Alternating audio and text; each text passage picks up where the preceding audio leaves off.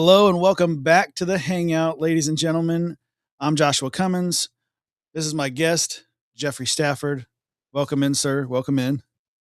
Thanks, sir. Good to Thank you have you. very much. Just want to remind folks real quickly before we get into all things Jeffrey, that the Hangout is just one of many shows on Revolver Broadcasting. What is Revolver Broadcasting, you might ask? Well, it's an entire network of shows for your entertainment, for your education, for your news, for your pure joy. So if you haven't already, please do follow or subscribe depending upon the platform you're viewing or listening on. But also make sure that you're going to the website, revolverbroadcasting.com. The website again is revolverbroadcasting.com. And if you go there, it'll look like this. Pretty fancy, huh? And if you hover over where it says podcast, you'll see all of the shows right there in one place. Morning Word, that's our morning Bible study. We have Faith, Family, and Politics. That's Friday nights. The Agenda with Krista Rosati. It Makes Sense podcast with Danny Tippett. You know, all these things. And there's so much for you guys to check out, including this one, the Hangout. And if you click on that, you can even view the most current episode, the one you're viewing right now, directly from the website, if you so choose to. If you so choose to. I recommend Rumble, but, you know, I digress. You can also scroll down on the webpage and you'll be able to see all the shows there and put the faces to the names of the shows. Pretty fantastic. And you always click on the Listen Here tab and it'll take you just like you did with this show, take you right in there and you'll be able to see the carousel of episodes. You can also go to our news chambers where you'll see news stories, assertions, daily devotionals, and a prayer list. We always want to cultivate a culture of prayer here at Revolver Broadcasting. So if you guys want to be added to that prayer list, please do fill out the email form at the bottom of any part of our webpage. All those emails come directly to Sterling and I, and we will get you added to the prayer list. Or maybe you just want to get your prayer on. Well, everybody on that prayer list needs you to pray for them by name. So you click on it and pray for these folks by name. We really, really love our prayer warriors. It's so fantastic to have you. And I get messages all the time, every single day. People think that I'm popular, and it's like, no, I'm not popular. God's popular, and we want to keep that going. Also, last but not least, you can check out our shop. Because if you do, you'll get to shop like a hot shot, which is so fantastic because you can see all of our collections there. We have a collection for every one of our shows, with the exception of this one. I know I'm working on it. I'm working on it. Okay. I know I keep saying that, but you know, things are busy. But one of the newest shirts that we have is in the Christ is King collection. If you go there and you'll click on that, and we have a men's and women's shirt that's called the Storm. The Storm is beautiful when you have Jesus. The ladies one we have, it's a young lady walking towards the cross in the middle of the storm. She's got her eyes on Jesus. She knows exactly where she needs to be going. For the young men, we have and older men too. I shouldn't say all men and boys. We have the muscle cars. It's a late '60s Impala. You know, with the smoke coming off the tires. You got to have the smoke coming off the tires. You know, it's us guys. We know we like those stuff. And also, you know, and the other new shirt that we have is in our Revolver Broadcasting branded collection. It's the Alan Squatch t-shirt because, as you know, Alan is regularly missing from the show. And so we went out to find him recently. We went Alan Squatching, and what we saw was him with a long hair and beard. And now he's an Alan Squatch. He's no longer just an Alan. So you can get your I Believe Alan Squatch's Real t-shirt directly from the shop. Only $15.74, guys. Only $15.74. $18 for the Alan is Missing t-shirt. And it's so fantastic to see those out in public. Because you know, I've been with Alan, telling him like, hey, you know, I've seen people out and about wearing the Alan is Missing t-shirt, and he's like, that's so weird to know that there's people with my face on their shirt thinking I'm really missing.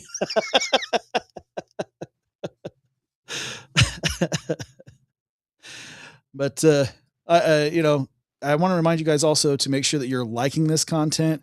Make sure that you're commenting on this content. We love it when you comment. As a matter of fact, it breaks through the algorithm when you do.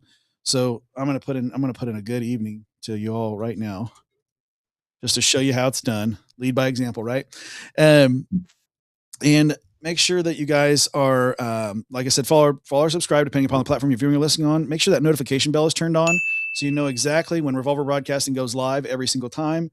And make sure that you're sharing this content, because sharing is caring. Oh, yeah. All right. Now that we've got all the pleasantries out of the way, ladies and gentlemen, our guest, Jeffrey Stafford. And what we're going to do first, Jeffrey, as I told you backstage, is we're going to start with the warm-up questions. And the first warm-up question is, what is your favorite color? I appreciate this question a lot. I'm going to really explain why, because I might say blue's my favorite color, but in all honesty, I don't think I can really have a favorite of much of anything, because there's so much beauty in so many things, whether it's a song or a color.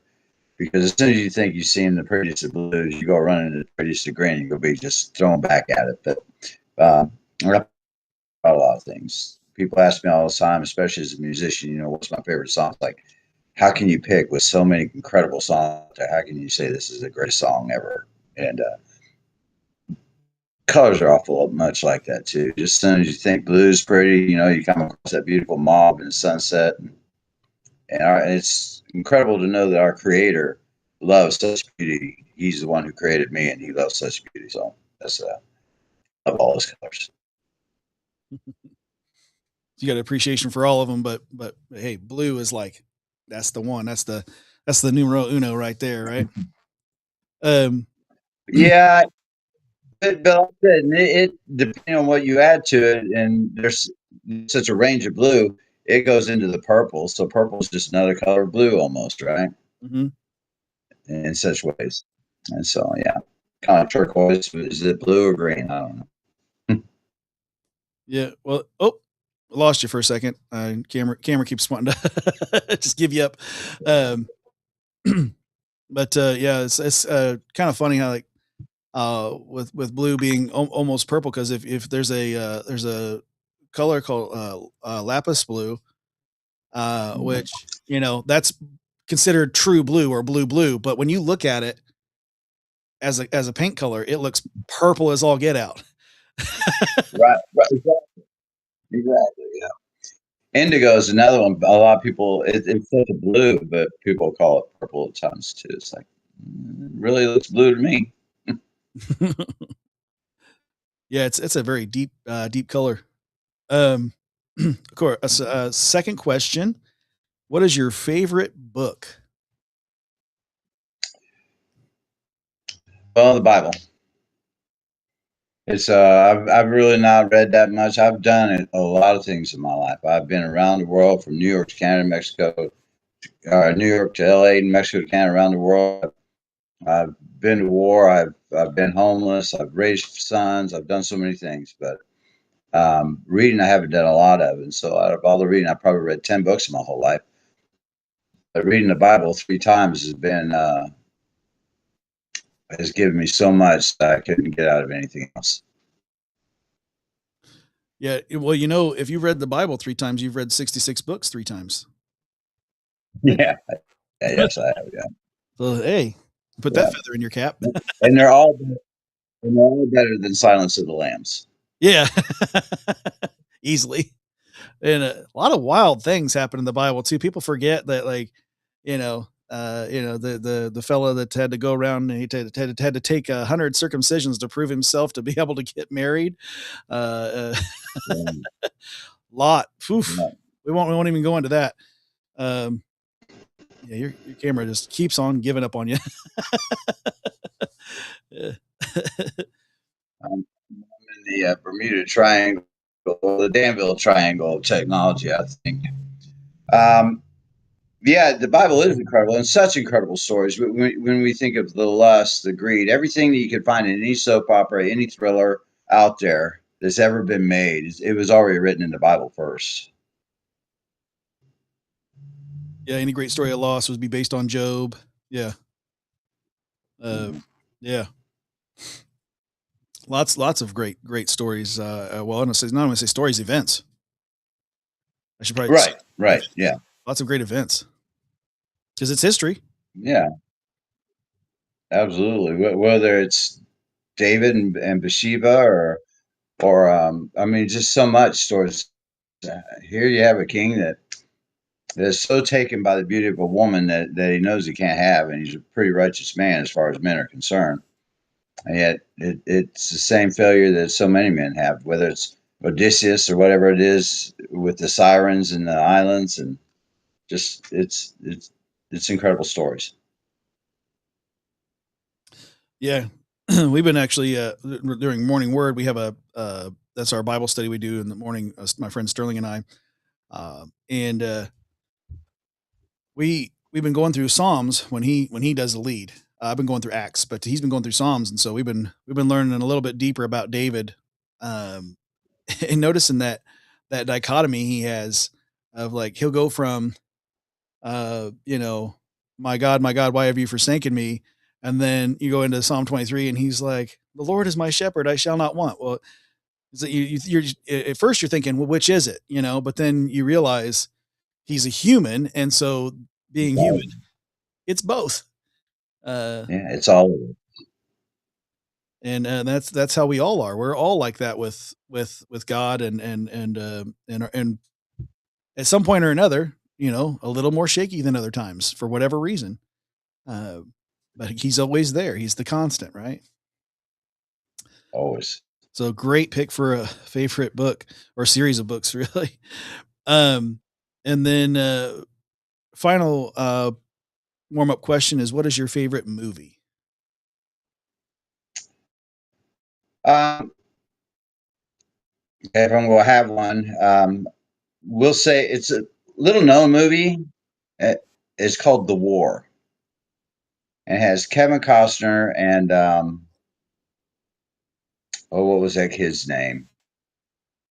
Very famous kid, anyway. It's a story of love, and although it's called The War, it plays a part of Vietnam vet coming home, poor, living in segregated South or whatever, and life and what really matters, and it's love of the Father and love for each other, and it's a mandatory watch in my house along with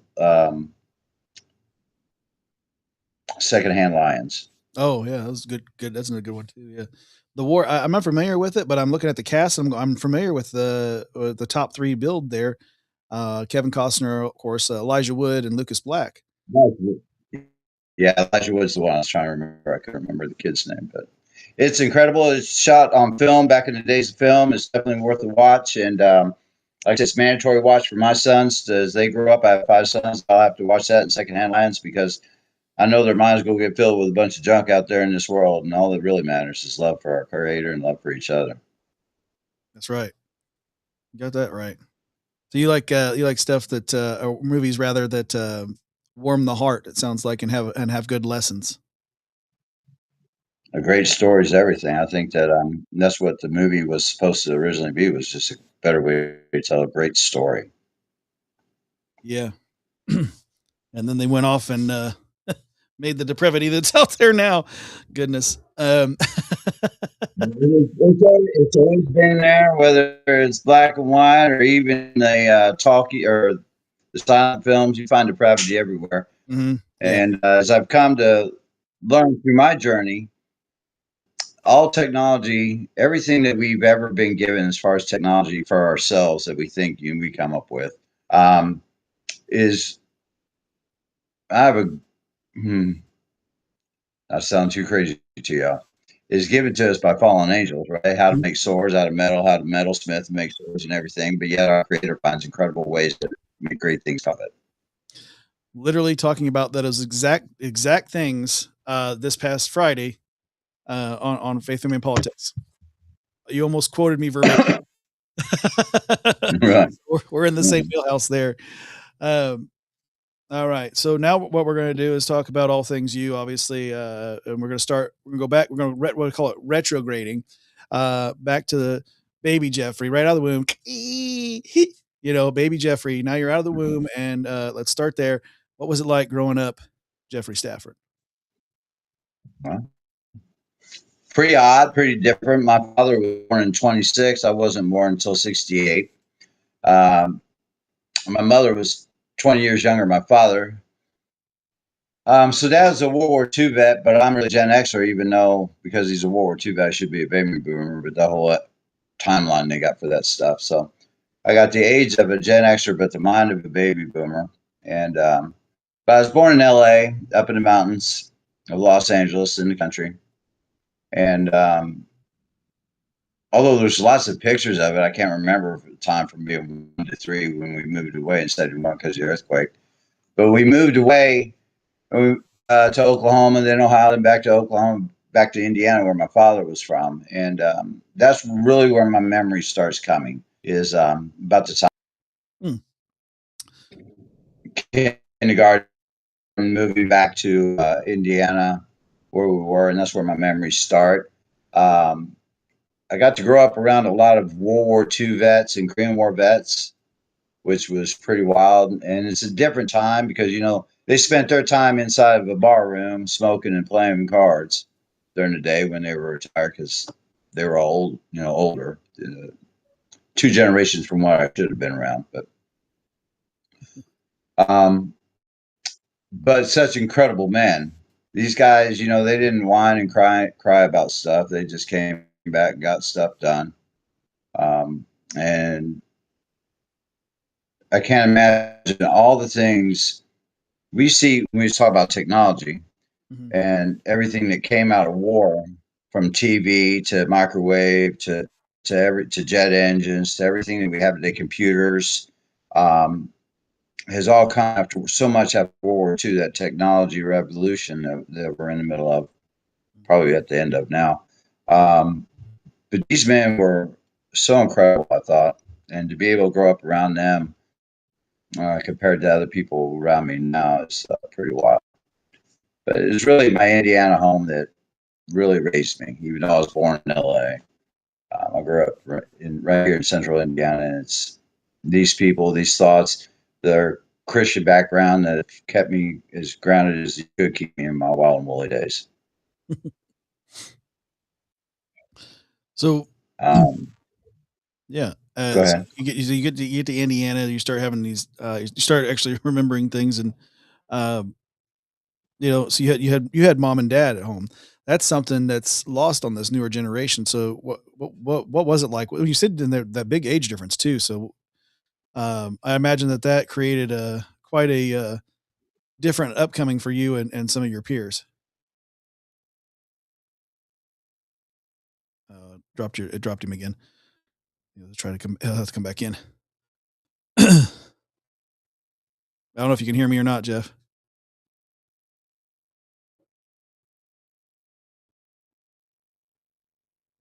Let's see. We expect technical difficulties. We expect technical difficulties. We'll do it live. There we go. I got you. So it was a different upbringing, and I did have a mother up until the time I was 9.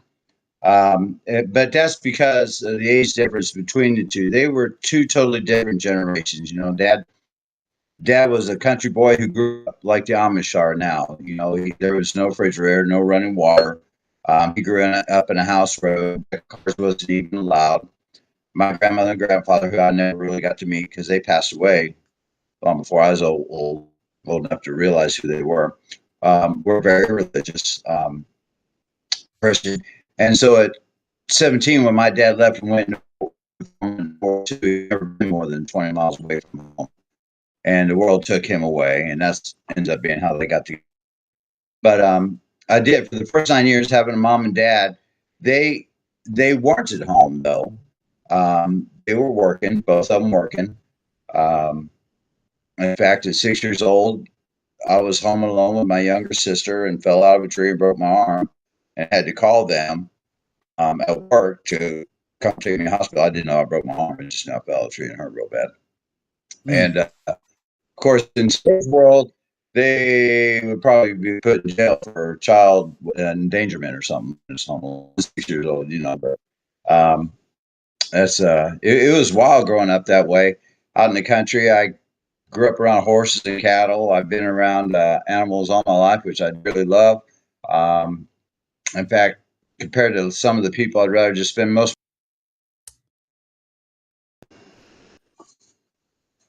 of my time with animals. Yeah, I get that. If you could do me a favor while we're because I don't know if your phone can your phone and your computer run at the same time. I know some people have the difficulty. If you're able to get on your computer and try to get it going while we're going, because the camera keeps dropping, it's causing a lot of static. Yeah, I think we're gonna try this. I'm gonna move it away from my stand that I have. We'll try to do it this way. Okay. Yeah, it's going like Just, come in and out, you know. I apologize for that. No, it's not. It's just technology, like we talked about. That's how technology is, right? Mhm. Yeah. So For sure. you said it was different, and now you had got to, but you got to go up. Yeah. You got to go up. Falling out of a tree, of course. Well, and then how did that get handled? Was that just something like, oh, this is just another thing, or was it like, oh my goodness, let's take care of it right now? Falling out the tree. Yeah. Well, it was, I was 6 years old. I fell out of the tree. I walked up to the house, and called my dad. They came home and they took me to the hospital. I never really thought anything odd about it other than just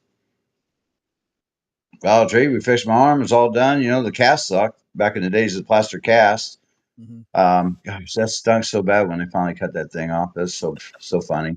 And how everybody signs their names on it when you're young and stuff. And it's pretty wild. Probably one of the wildest things is I'm left-handed, and it was my left arm. And so you can imagine in third grade, yeah, third grade, um, you have writing class. You're learning how to write, Mhm. and I write with my left hand, but it's broke. So I always held this bitterness for so long because my teacher she plugged me for that 6 weeks or whatever it was because I couldn't write with my left hand. It's like, why? Hello. Yeah. But I finally let it go years ago. But I always thought it was funny. Yeah. Cut the guy a break. He broke his arm. Hello. Yeah. No, it was absolutely normal. In fact, I find that a lot of stuff that I have happened to me in my life is normal for a lot of people. Um, but that's because there really is no normal. Mhm. There's so much difference throughout this world. It's so different. Everybody's different, and that's what makes us unique, of course. But how even though we're also different, many things that are the same all happen to us the same. We still all cry. We still all laugh. We still all giggle. We still all have fear at times and different things. So. Yeah. So, what was school like and school life like? And were you like a good student? Was you a bad student? How did that? I mean, I know that you had the one teacher at least, but Right. Actually, Danville going to Danville schools when I went through was a blessing. I find that the women and the men truly cared. I really feel blessed to have been gone through that school. So up until about fourth or fifth grade, I was really an outstanding student. And then when my mom left, she took off and left dad to raise three kids on his own. Of course, him trying to work two jobs, three jobs at a time. There's no supervision. And you ever heard about Lord of the Flies, right? I mean, kids without supervision, they're just going to go whichever way they will. yeah, And that's exactly what happened. Um, and so it's kind of crazy. I don't like it's going to sound like bragging. I'm trying not to brag, but I just want you to understand. So I ace all my tests. I have in school, but I just quit doing homework. I quit taking books home. I quit doing anything at home. Um, but I could still ace all the tests. For instance, in geometry, they actually changed the grading scale for me because I took better tests than any of other kids. Right, my test scores are above everybody else's. So he just couldn't fault me because I learned the material. He said, "I just can't do it, Jeff. So here's your D plus." um, and so that was kind of wild because I know that I had the ability to go on and do whatever, but life happens, and so it is what it is. Um, and but because of that lack of guidance, and once again, it's part of being in a one parent home when want parents trying so hard to raise, 3 kids on their own stuff. It's just what it is. Had I had the guidance, maybe stayed in, of course, maybe not made so many mistakes that I had, as such. And looking back,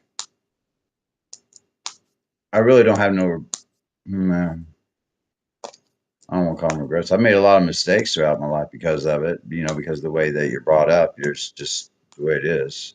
I mean, like I said, Lord of Flies, if you have nothing there to teach you and to bring you up in a certain way, there's no way to know which way to go, kind of thing. Does that make sense? Mm-hmm. Yes, it does.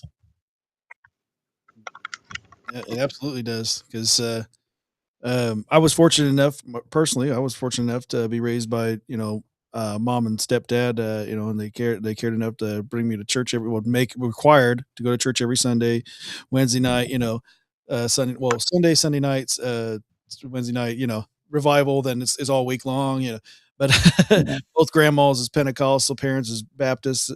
So yeah, they had, it was always either sit down and shut up or stand up and say hallelujah. And I got confused by that. But anyhow, it was As a musician, I like the Pentecost because there's some great bands coming out of them churches. Let me tell you. yeah.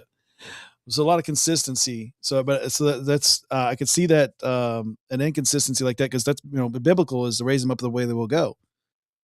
And they won't go far from it for sure. And yeah, so I hear you say that that dad couldn't be around because he's trying to just keep the finances flowing enough to keep the roof over your heads, right? And not just that, he was, like I said, World War II took him away from his Christian roots. And I'm not, he didn't have it easy either. His mom died at 9 days old. And he was the youngest of 9 kids on a farm, 200-acre dirt farm. And so he was given away to his uncles for them to raise. And so he was literally, he's redheaded. So he's the redheaded stepchild of the family, so to speak. But he had a loving grandmother and loving mother and father that did care for him. But when he went off, like so many did back then, war is a horrible, wicked thing. But um, a lot of boys got taken away from their farms and Christian roots and was shown the world so smoking, drinking, and women and lust and greed and all these things. And then after the war, we saw America be built up using all these things, right? We see a big increase of factories of which men are working at. Now their bars are open at different times just to suit them, and stuff. So he was taken away from that and was turned on to the world. I often talk about the world just like our Christ is. Don't fall in love with the world, right? And he did. He fell in love with the world, and he rode high for a long time. On top of the game, big fancy cars and expensive counts back in the 60s and 70s, and smoking and drinking Chevy's Regal Scotch and stuff. And he fell into that pretty hard. So it was a long way for him to try to come back to it when it finally all hit rock bottom for him at 50 whatever years old it was.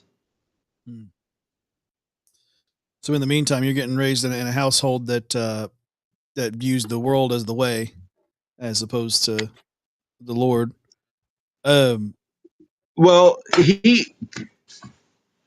yeah, you could say that. Yeah. He knew he's trying to get back. I just don't think he quite understood how, so to speak. Maybe I think he finally found a way at the end because I know he loved his God, our Creator.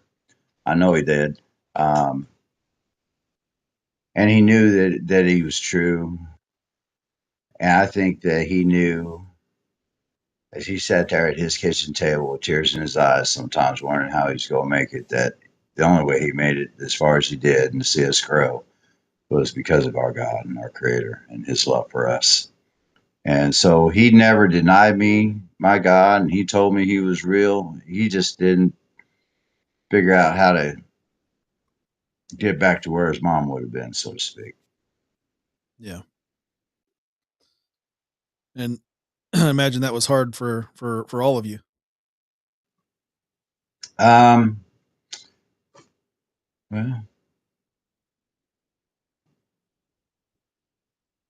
you don't think it's hard when you're 9 years old, 14 years old.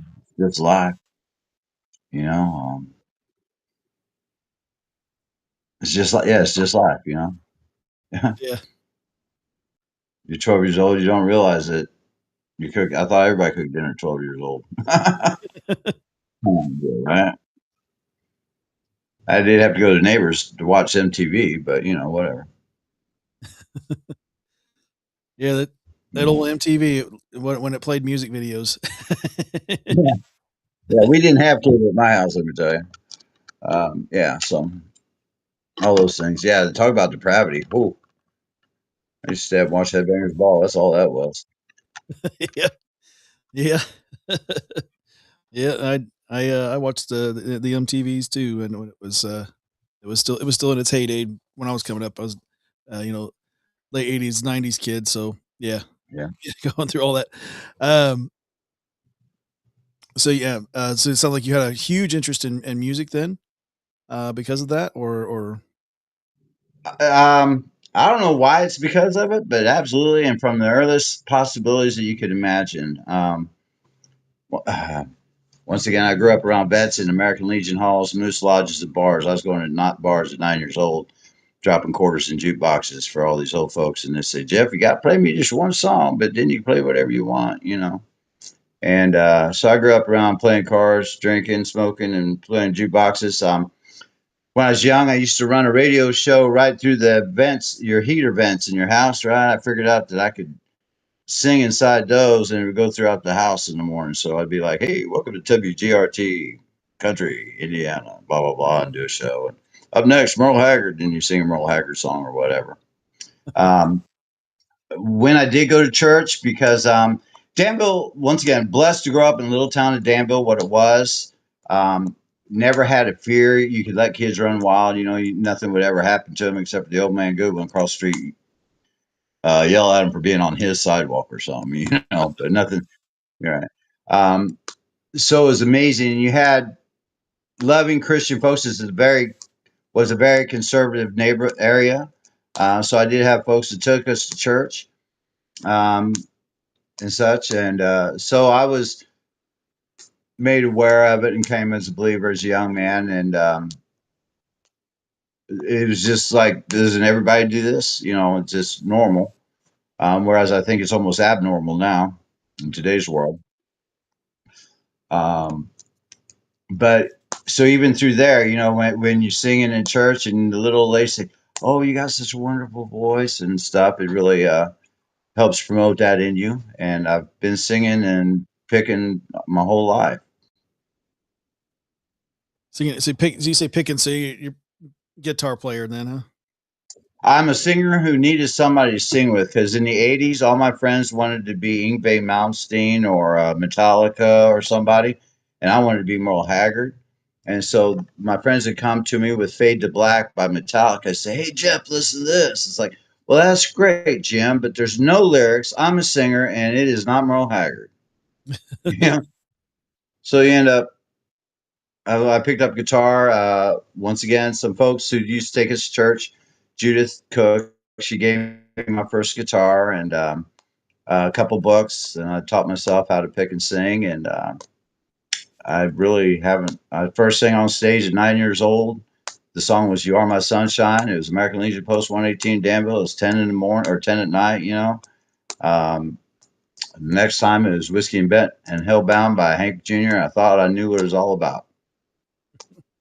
And I lived that honky tonk life for quite a while. So, growing up with that around you and everything, that's why you kind of went that direction, or was it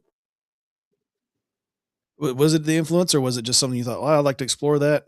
What caused the lifestyle The to music, the lifestyle. Mhm. Well, I think absolutely. I think because I grew up that way, everybody that I knew, um, all the men in my life, they all went to Legion. They all went, you know, they all drank beer. They all drank, play cards, talk and stuff. You know, they all did this. So to me, I thought all men did that, so to speak. You might say, right? Because it's all I know. So if it's all you know, how do you know anything different, right? Mhm. And then when you get into school and you get into around certain people, and they're all doing this too, it's like, well, I guess it is normal. You know, it's a continuation and it grows, and that's something we see in the Bible. You know, I find it amazing. Everybody does when they finally realize it. How true the words are written so many thousands of years ago when it says, the heart of the greater number grows cold and stuff like this. We see the deterioration of society. We see the degradation of the world as a whole since its beginning 6,000 years ago to what it is now. It's not gotten any better. You can tell me with all the technology it's gotten better, but it hasn't. And science continues to try to show us it's better. We got all these great things. You got air conditioning stuff. Now, I like air conditioning, but if it costs 1,000, if it costs 3 lives, I don't care. It wasn't that important. Yeah. So yeah, I think it's that we're around it. I was around it, and then I idolized it. When I saw honky tonkers on stage, when you're 9 years old and you get that big head, all of a sudden people love you.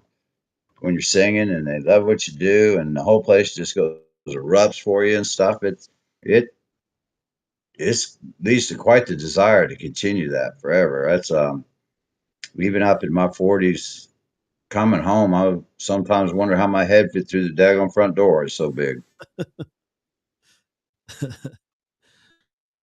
Yeah, I can appreciate And that. Yeah. I think it's a lot of I think that's a lot of young men. I think there's a certain humbling. Well, and age 40 is it's like a magic number that God put into us, and I think in recent generations. But yeah, that's like something about hitting 40 starts to your body starts to go, hey, you can't run as fast as you used to. You're going to need some more sleep.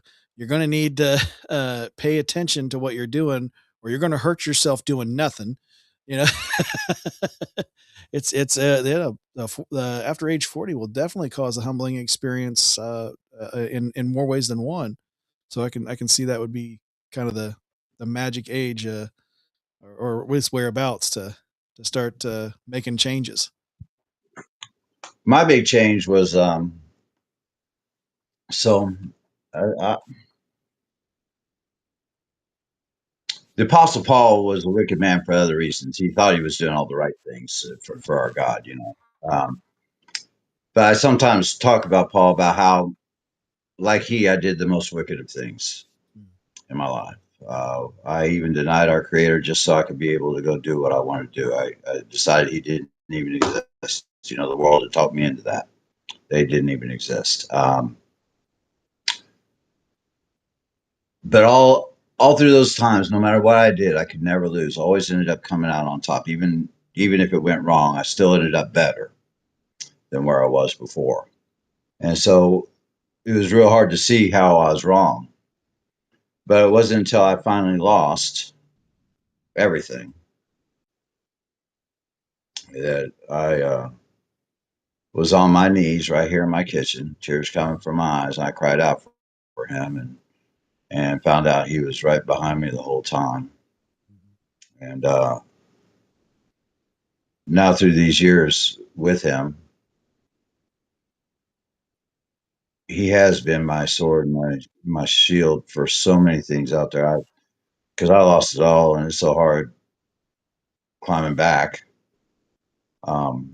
especially through. So funny since 2016, and then through COVID and all the things that have happened. It's been a pretty tough last 10 years for the world in so many ways. Absolutely. And it's harder to climb back now, it seems, than it would have been 20 years ago. It would have been a lot easier for me, I think. But that's not neither here nor there. But yeah, it's amazing to find him where we find him, knowing he was there the whole time. We just wasn't looking. Yeah.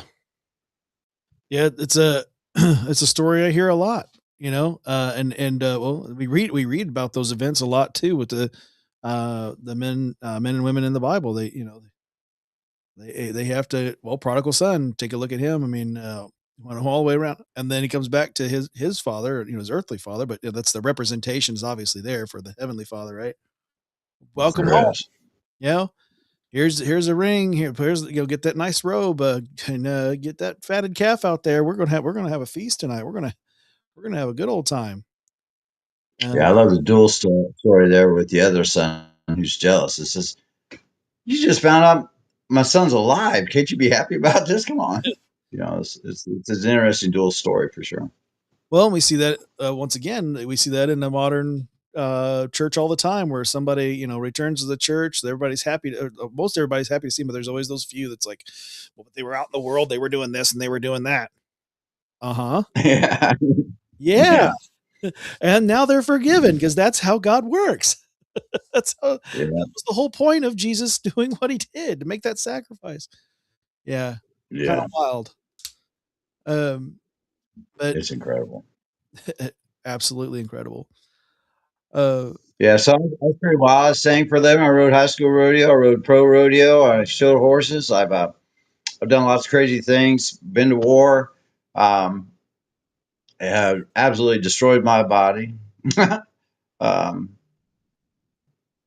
and it doesn't work so well. So I am getting a little bit more mortal, so to speak, or feeling a little bit more mortal than I used to. But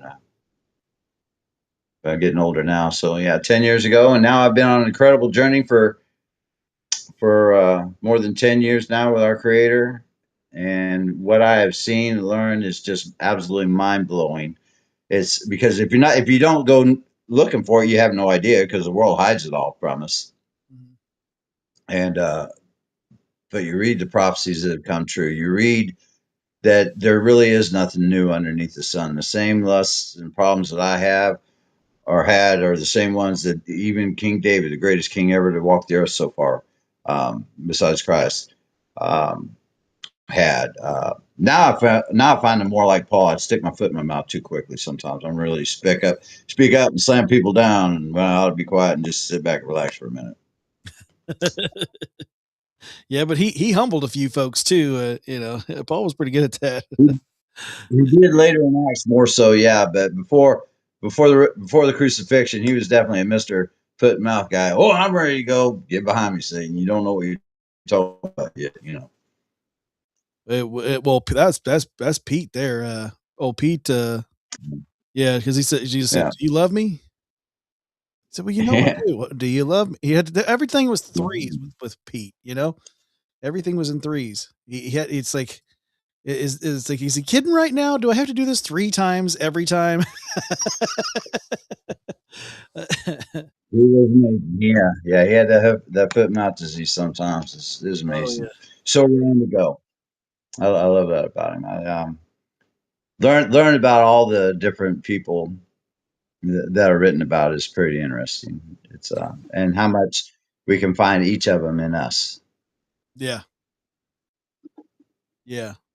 I thought, yeah, Pete is definitely what most Christians I think would identify with, is because of the uh, I don't really want to break myself of this idea of what I want to do, but I know I have to, and but God's going to tell me 3 times before because we all do that. God does, he shows us something, and they're like, "Nah, I don't think I can do that." He shows it again. I don't think I can do it. Yeah, it shows again. All right, I guess I got to do it.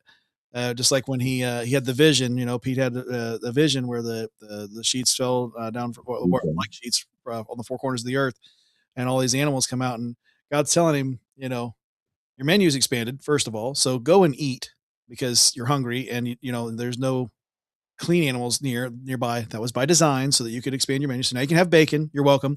And also, you can go talk to the Gentiles. I don't know if you knew that, but you can go talk to them and tell them about my son and what he's done for them too. And if Pete had a wig cap, it was probably blown off at that point. But that's that's all of us too. When we start really reading that, you know, we realize how good he is and how far that mercy and grace really does go. And thankfully he was with you that whole time. I think it's that you were preserved and being cultivated through your hardships, so that when it came time, you would lean on him, right? It's that might be the right way to put it. I think that through the gifts of knowing, because of my upbringing, because my father let me know he is true, even if he was weak and trying to get back to him, and that the people who took me before, even though I hadn't looked for him in my life before, I always knew he was there, and it was it was a tough decision when I denied him. I mean, I went and read the Bible just to make sure. And I found where I was wrong, but that's when I decided, well, if I want to do this, I can't do it and believe in this. So which one you gonna do, Jeff? And so I want to do what I want to do. And so I always knew he was there. And then I think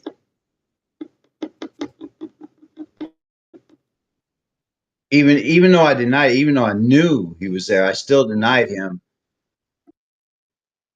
knowing that he's in the back of my head. So I don't know what kind of mental acrobatics is that. I don't know, but I had to do it to be able to do what I want to do. And when I finally fell, I'm thankful that I was able to call to have that in my background, to know it is real, to even call out. Can you imagine not having nobody to call out to?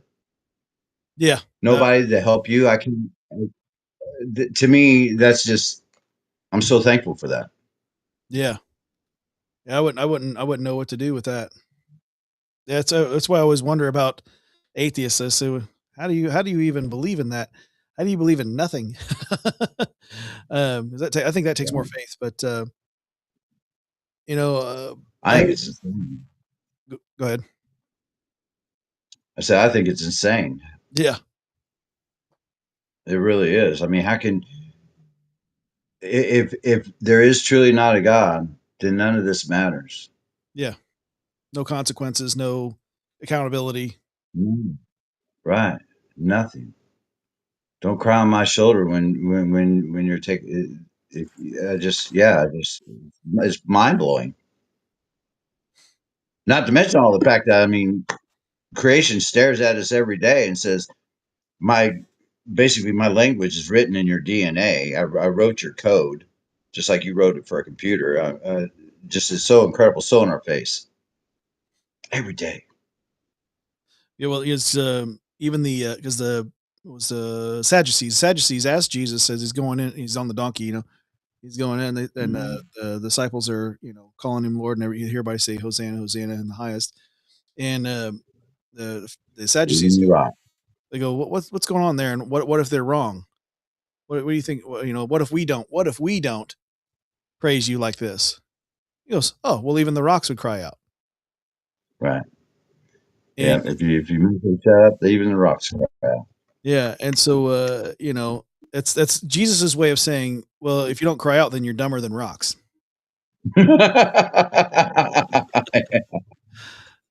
Yeah. Yeah. It's amazing. It is. I think that's why I love animals so much. As a singer, as a singer, I really believe everything that lives and breathes sings to our Creator. All the animals, the birds, the dogs, the whales, the dolphins, the crickets, they all sing praise to our Creator. And we, being so smart, we think we're so smart. We just think we're so. It blows my mind how smart we think we are. Yeah.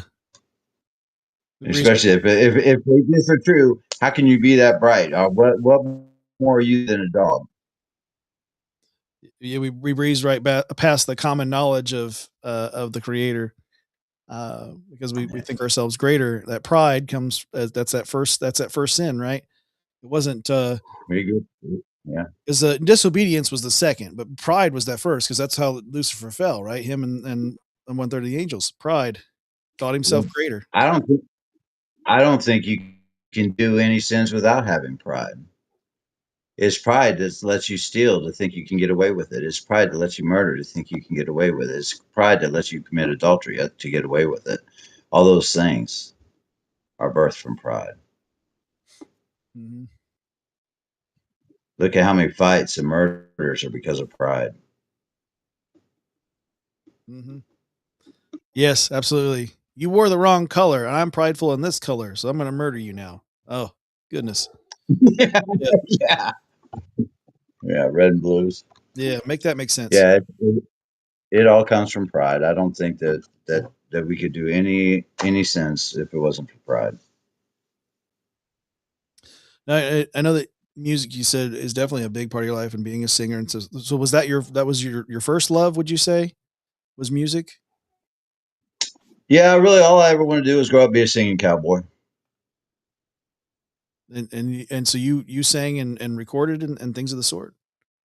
Yep, you can find songs on Spotify and Apple Music and iTunes and different things that I published and wrote.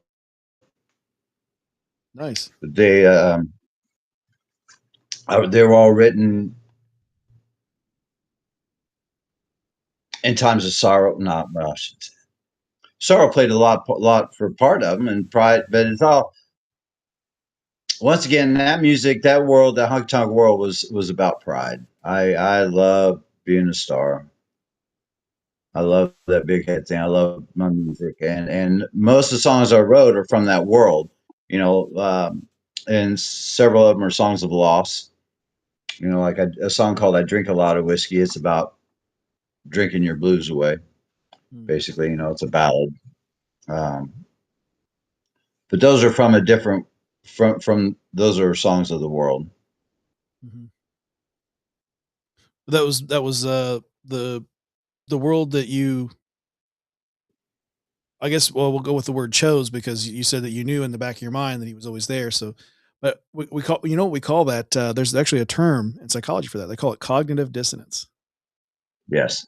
Uh-huh. Yeah. The truth stares you Yeah. in your face your whole life. But it's like, no, no, no, no. I'm enjoying what I'm doing. I'm gonna be an ostrich and stick my head in the dirt over here so that I can keep doing what I want to do. And So prideful, huh?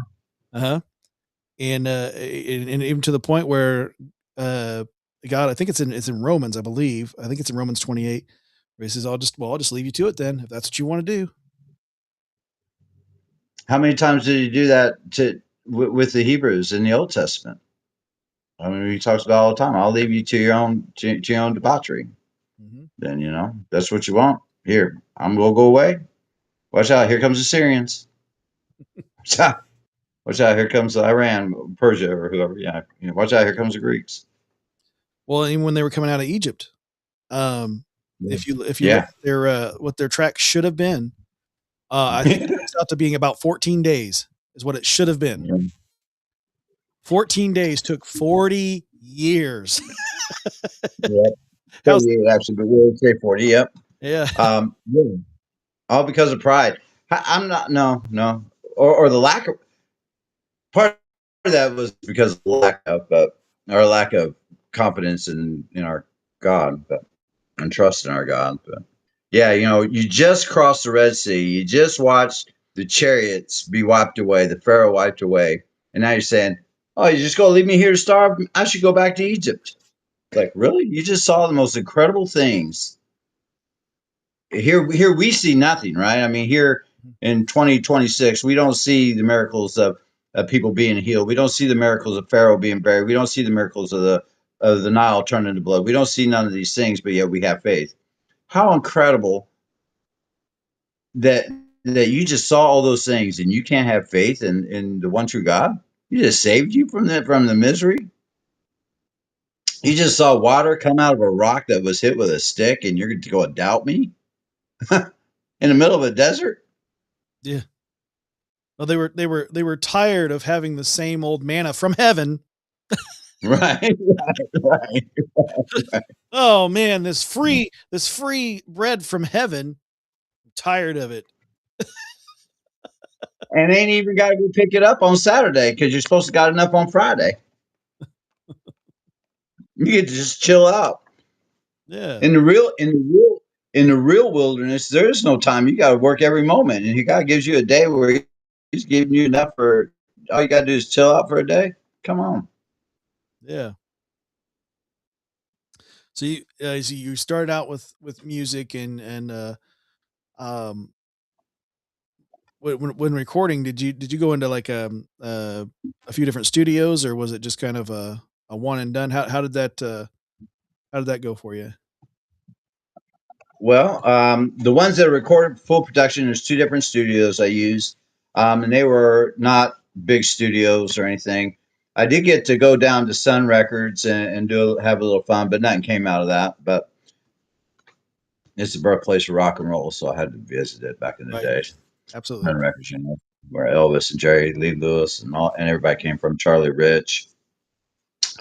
Um, but so one's in Greencastle. It's in the attic of this guy's house, and he's a well-to-do gentleman. Um,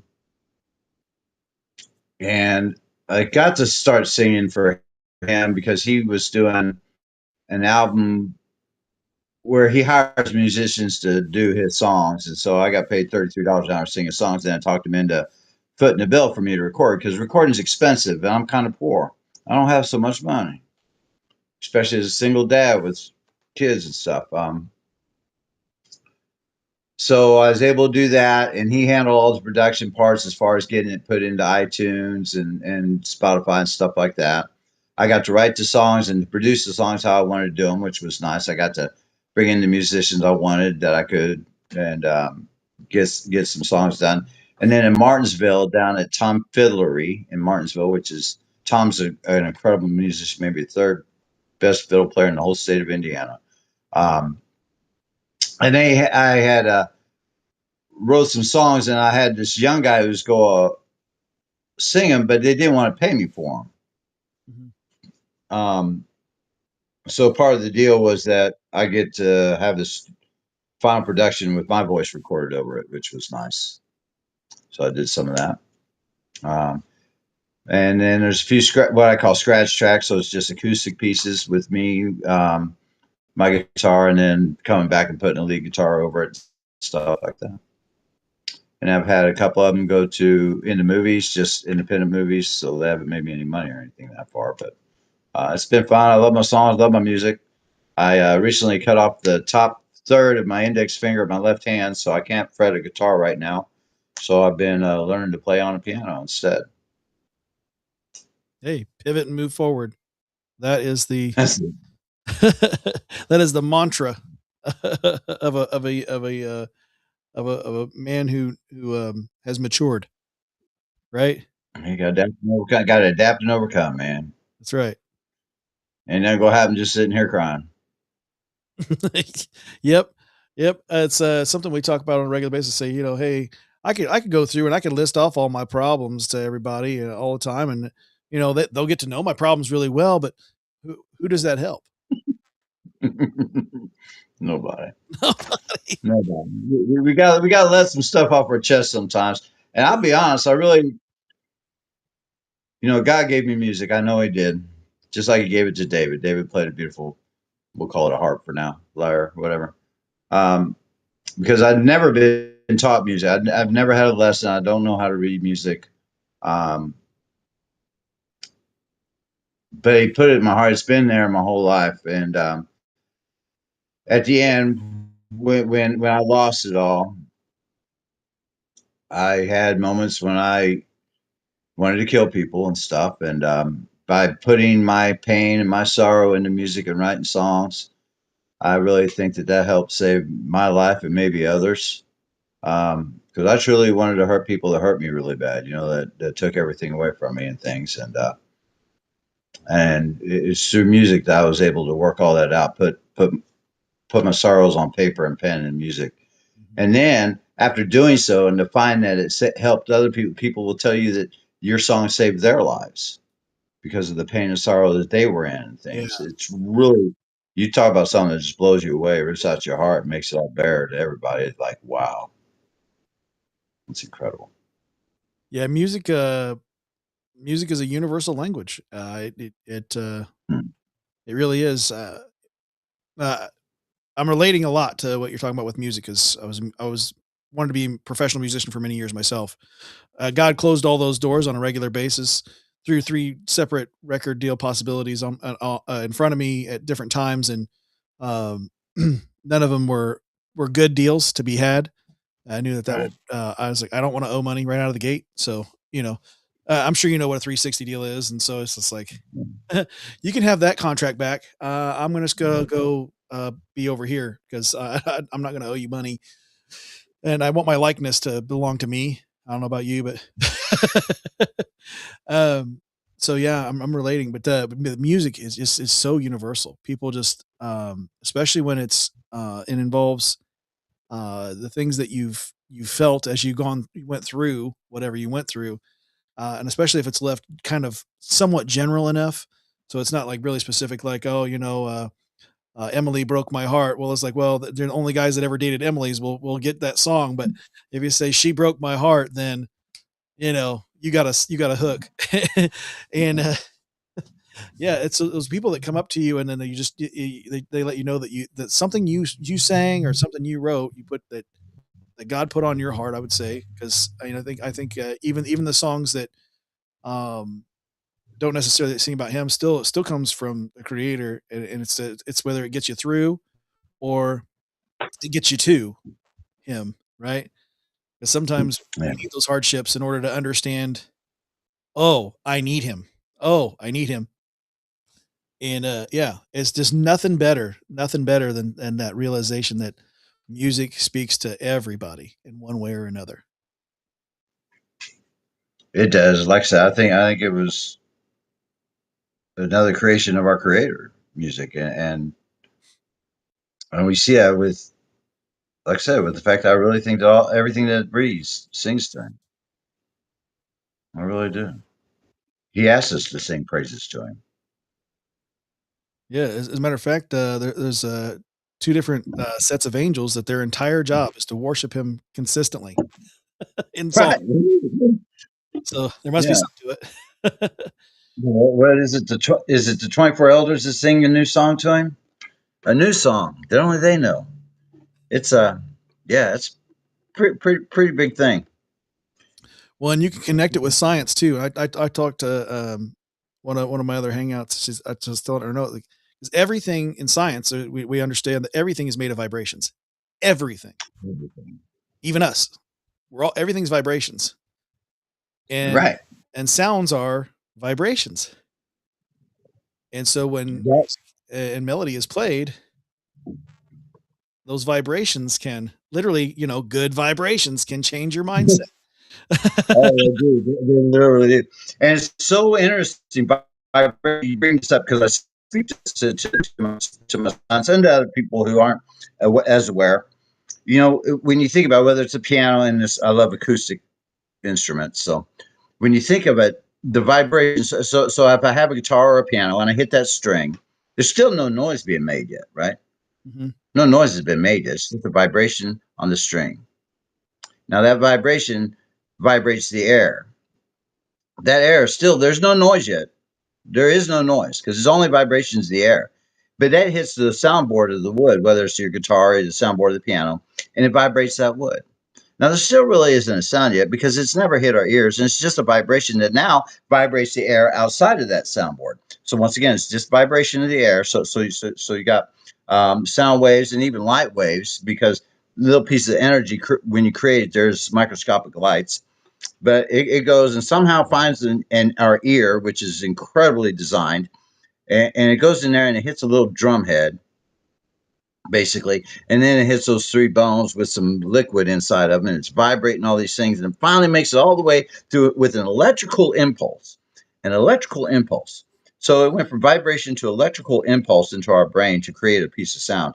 That is just mind-boggling and mind-blowing to me when you put all that together. Yeah. Well, and you can add even another layer to it. I know pre-show we talked about vinyl just briefly. Mhm. So when you record or and everything goes onto vinyl, the original intention, the original feeling of those vibrations are actually pressed into the wax because Microscopically almost. yes. And so when you play a record as opposed to digital music, all the original vibrations are still there as the needle passes into those peaks and valleys, and it comes through analog speakers. You need analog because digital speakers is going to kind of hide that, right? It's because it's trying to make it perfect. But analog speakers is still going to have that full vibration, so that I can still. And I'm probably sure you did this too. You lay on the floor, you put on the record, and you just felt the music, Oh right? yeah. You can add a drummer behind me so many nights. I felt every beat of every rhythm of every yeah, that vibration. Yeah, yeah, it's really amazing. It's truly mind boggling to me, and we just bypass it and go straight to digital. It's like wow. Yeah. But anyway, Yeah, you can feel some things from digital music, but it's not the same. It's yes, these things were not created equal. I don't think they were. No, they weren't. No, they weren't. It's something else. It's something else. Sure. So you did music for a time. You said that I heard you talk about rodeo. What was that like? Well, like I said, I grew up in the country.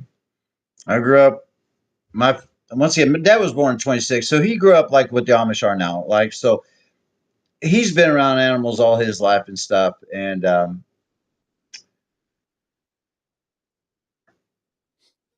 I think it's natural for people my age to want to grow up be a cowboy. And then even in the 70s, we even had the urban cowboy thing happen, right? And it's such a part of American heritage. I was 5 years old with a pair of cap guns on my hips, riding my pony and such. So, and if I wasn't going to be a cowboy, I was going to be Tarzan. I found it to be easier to be a cowboy, I thought. But um, so I got into high school and I had the opportunity to meet somebody, and they showed me because my high school, for the most part in Indiana, high schools aren't rodeo oriented. This isn't cowboy land like it is in Montana or Texas or somewhere Yeah. else like that. You got AV club. You don't have a high school rodeo, but there is high school rodeo in Indiana. So I was able to meet some folks that got me involved with that, which is something I always loved doing. I got to show horses. I never had my horses. I got to show their horses. I did work for them. I cleaned the stalls, worked the barn, and dug their post holes and stuff and things. But in turn, I got to learn a lot about horses and such, and more than I knew with just my pony. My dad was a farm boy that had plow horses, and I really wanted to be a cowboy. I wanted to rope and ride, and so I showed American Junior Quarter Horse Association. I showed 4-H open shows, rode Indiana High School Rodeo Association, and open shows, and Mid States Rodeo Association, which was part of IRA. Um, and it was an absolute blast. It was once again part of the world. Once again, the world, because there's no time in the world where we should be condoning 16-year-olds being so drunk on Jim Beam that they're sleeping in the trunk of a car in the rain. Yeah, but they do. But that's what we was doing. That's what we was doing. Well, At the rodeo, you know. But once again, that's what's portrayed on our TV. That's what's portrayed everywhere. John Wayne, what was he? He's a whiskey drinking cowboy. So what do you want? What everybody my age want to be? John Wayne, right? So what do you have to be? A whiskey drinking cowboy, right? And stuff like that. It's just part of the world. And they say all the time, "Oh, music doesn't make people do this." No, what it does is it makes it regular. It makes it like it's supposed to be that way, right? So we all fall into it. It eases everybody's thoughts and minds about it, and that's really what you and I both grew up around. yeah, yeah, I agree with that. Probably could have heard Willie and Waylon just a little sooner when they said, "Don't let your babies grow up to be cowboys," huh? Yeah. And instead, I listened to this song. My heroes have always been cowboys instead. Mhm. Yeah, it's romanticized in this country is that 15 years of time of history in American history is just it's so romanticized of being a cowboy, especially that old west type of cowboy, whether it was being the outlaw or being the law, both were cool. Um, Right. roping and riding and all that stuff and ranching, and that's still seen as, I mean, look at Yellowstone and all those popular shows that spin off from it now. I mean, there's I can't remember the writer's name, but he he's he's a millionaire now because of going back to writing Yeah. old west stories. Who knew? Yeah. That's a good example of the world. Everybody feigns at the thought of being underhanded and murderous, Mhm, and yet every woman that watches that movie loves that man's character, but he's a murderer. mhm. But they all idolize him, want to be him. But in real life, they'll say, "Oh, they'll faint at the idea of being wicked stuff. But it's really weird society. Yeah. And I think it just all goes back to that that thirst that and I think it's everywhere. Every country has a time period that they romanticize, right? But here in America, the Cowboys is romanticized, and so even when they're modern day ranching, that's still seen as a romanticized um, era that even now, is seen as cool. You know. Anyway, we still have cowboys out there, still roping and riding, Mhm. and the few and far between than they ever been. And but if it's in it, but when you go, it's romanticized, but it's not easy, boys. And it's no fame, there's no fortune, there's no money, there's nothing but heartache and sorrow and pain in the end. My back don't work, my hips don't work, my neck don't work. So what was your key events when you were doing? I you said you're showing horses, but uh, what other event, or did you get into multiple events, or was it just the showing horses? So showing horses, I did Western pleasure. I don't ride English tack. I rode reining class, Western pleasure class, halter class, and stuff. And then in rodeo, I rode bareback Bronson bulls. Oh wow! So you got bucked around then, huh? Yeah, my hips don't work, my back don't work, my neck don't work. Not But I not really don't know. I don't know if that's from that or if it's from jumping out of the airplanes in the army or jumping off stages or what. I don't know. Doc asked me, how'd you hurt yourself? I don't know, Doc. Which one do you think it was? Because where I grew up, you just rub dirt on it, get up and go on, right? yeah, just a little bit dirt, a little bit tussing, be all right. Yeah. Good man from Adville, he'll be fine. So through high school, the rodeo, and then out of high school, was that you were right into the military from high school, or? No, hmm. I left high school Christmas vacation my senior year and went to LA to be a rock star. Hmm. I should have went to Nashville. It was closer, but it was the 80s. Yeah, Country was happening, right? yeah. So I spent 2 years out there. I learned a lot about life the hard way. I went from 165 to 135 pounds. I hitchhiked back home and ended up a preacher dropped me at my dad's front doorstep on Good Friday morning. Wow, Yeah. he's looking out for you then too, huh? He has been my whole life. And, I thank him every day for all the mercy he's ever given me because I deserve none of it. Not one bit. You said that you learned a lot about heartache out there those 2 years. What, if you don't mind you don't mind talking about what kind of that? Huh. It wasn't heartache I learned out there. It was, but it was a lot about life the hard way. Mm, Um, I'd grown up in Danville, like I said, being poor, and dad being our only parent. Um, in this little one horse town, I still thought I knew a lot about life. Right? hmm I thought I knew stuff at 17. Right? Thought I had the world by the tail. And so you go out there and you realize, well, life ain't like that out there. People aren't looking out for you. Um, I was homeless for the first time, right? I became homeless and lived in a park. Um, I learned about drugs that I'd never heard of before, and of course, took I learned, yeah, a lot of things out there, including the fact of my father's love for me, kind of like the prodigal son story, and the joy he saw when I come home. It's pretty incredible. Um, but yeah, it was wild. There was a time when I thought I'd die. I had everything I had stolen from. I was homeless in that park, right? And I had a suitcase, but I had to go get a job. So I hid all my stuff behind the bush. I come back and all my stuff's gone. In Danville, that kind of stuff didn't happen. yeah, My little one horse town, everybody knew everybody. You could leave anything with anybody; it'd never go away. Almost, Um, so so yeah, I learned a lot about hard things that people have no problem taking everything you have from you, and could care less, and and how people weren't all that honest. Growing up in Danville, it seemed like honesty was. Although I know there wasn't. As a child, you don't see the things that go on behind the businesses around you. So, Yeah. but you grew up believing in those things, right? Honesty and all those things. And you go out there and you're all alone. You're not protected anymore. You realize, it's a wicked, wicked world. Mm-hmm. Yeah. Yeah. So I got turned on to, speed and different things. Back then they called it crank before it ever became crystal out here. Um,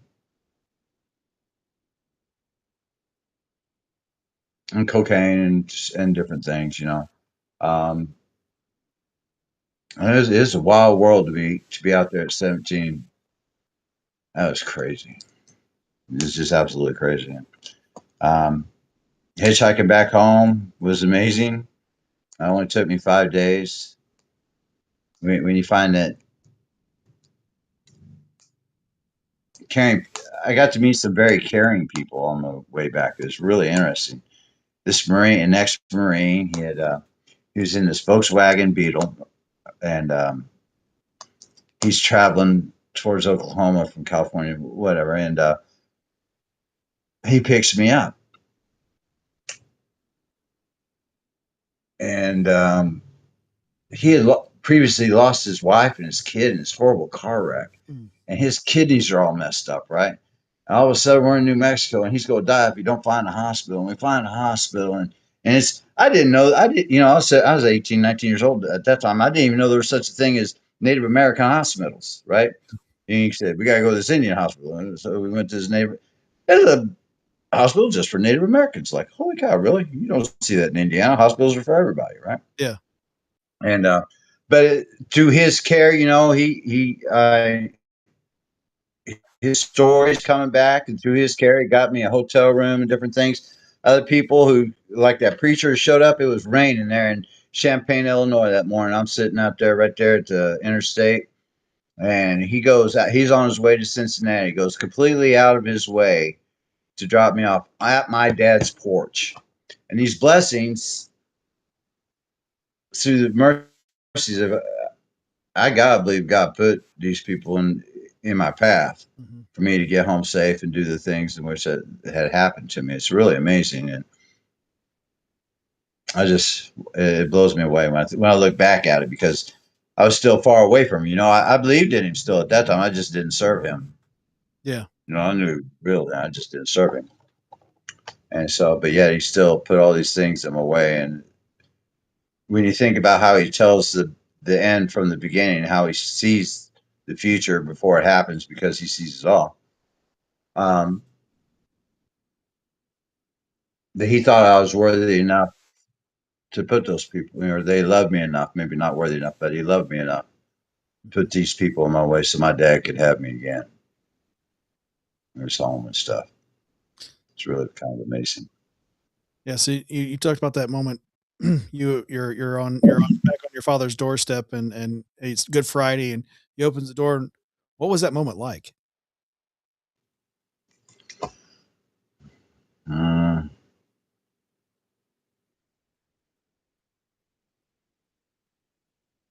I don't know. Joyous would be the best word. And to see Dad smile and a tear in his eye, just to know that I was safe and finally home. Man, he sure did love us. Dad did.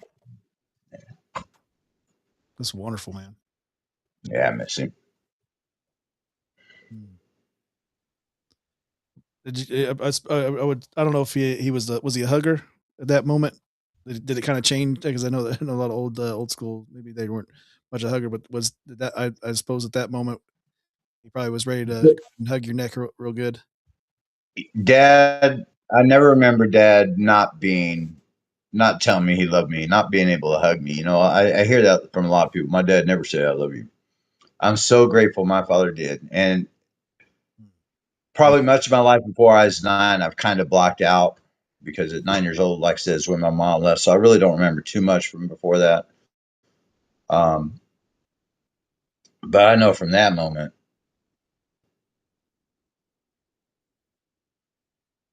he never hesitated to hug us and just tell us he loved us and such. So yeah, I'm so blessed that he was able to do that, and that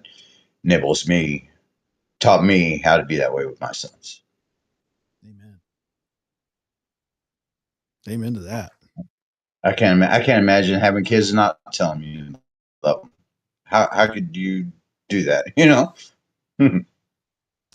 Yeah, it does floor me. Well, I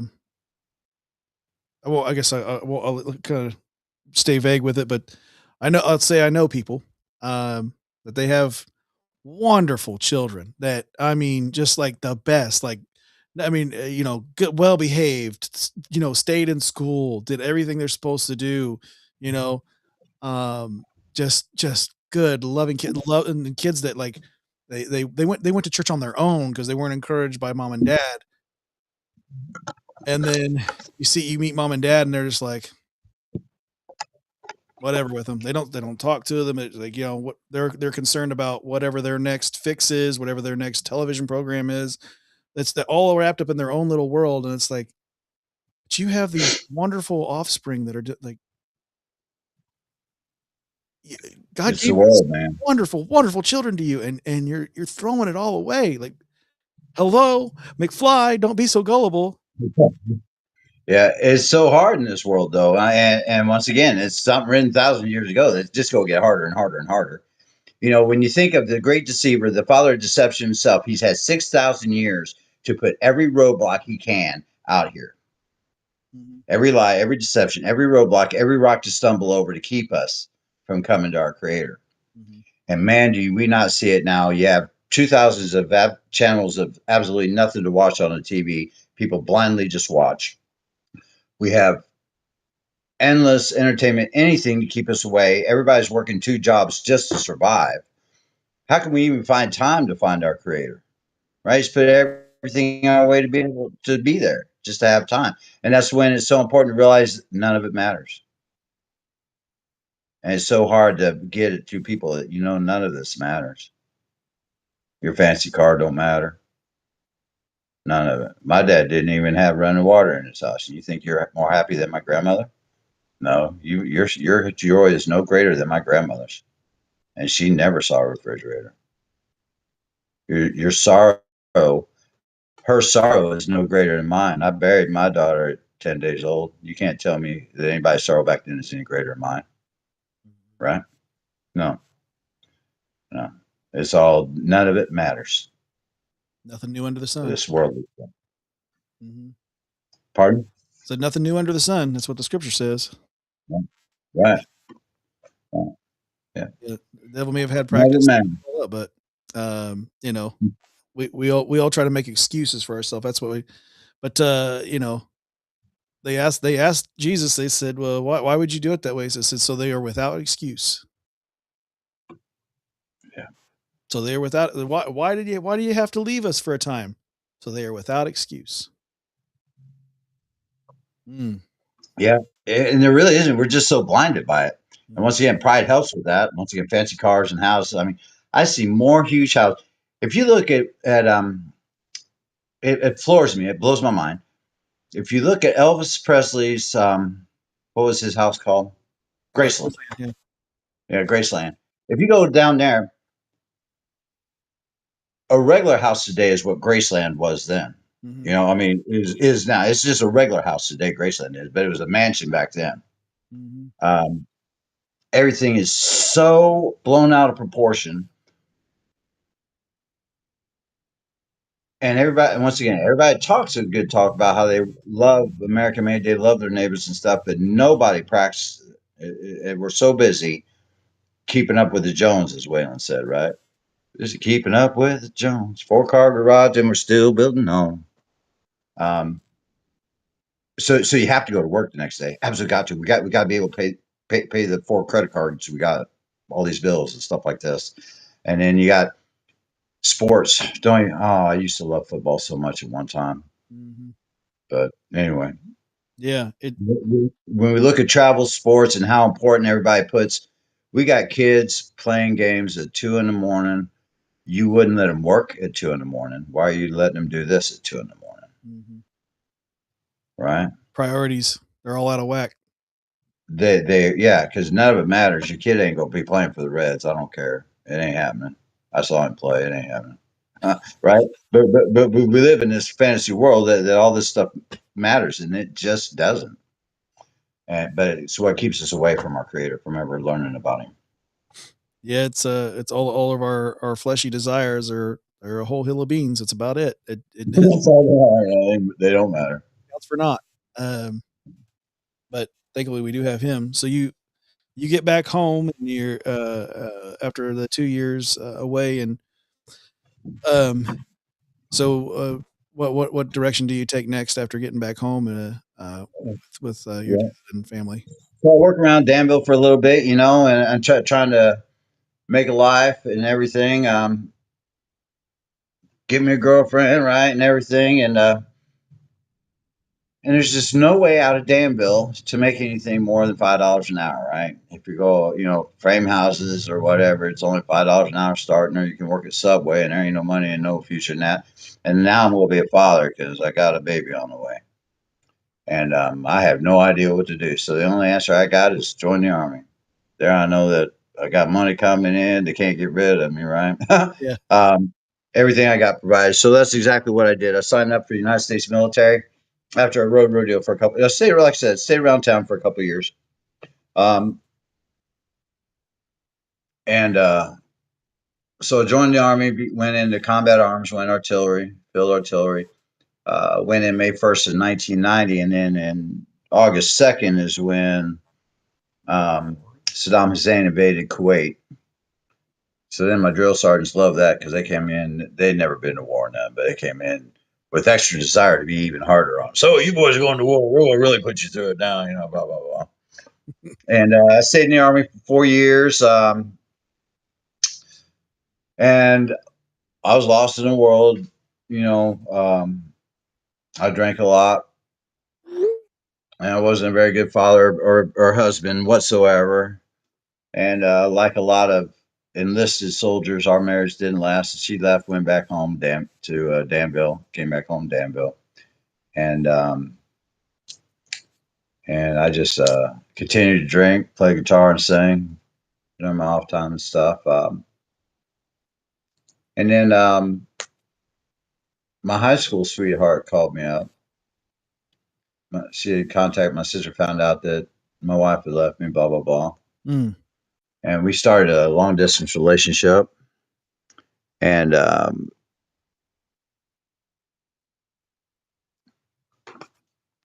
my time to ETS was coming up. And I needed a car. But I couldn't get a car loan unless I signed up for 3 more years. So I said, okay, I'll do that. So I signed up for 3 more years, bought me a car. I was continuing drinking, going on a long distance relationship. I was flying highs and T-top Firebirds. And a Firebird, that's what I bought. So crazy. So ignorant. And then I went AWOL. Karen said that she's not going to move to Fort Bragg or go to Hawaii with me because she has a son to raise here. And so I said, okay, screw it. I'll just go back home to Indiana. And I did. So I just left the Army. And what's fascinating, I was kind of a golden child, in the military. So I didn't even get a dishonorable discharge or anything. They just gave me other than honorable, which is fascinating. No jail time or nothing. And of course, this is after I went to war and everything. So I had a pretty good record. I had more ribbons than my platoon sergeants did. And then I started working, I had a family for a long time. I was working, selling cars and stuff. I sold cars for 20 years in the new car industry for both Ford and Honda. And was making a living. I had the biggest house on the block. It was a Vinyl Village house. And was singing for a living still, too. As part of that, selling at day and singing at night. And my head got so big and so horrible. And I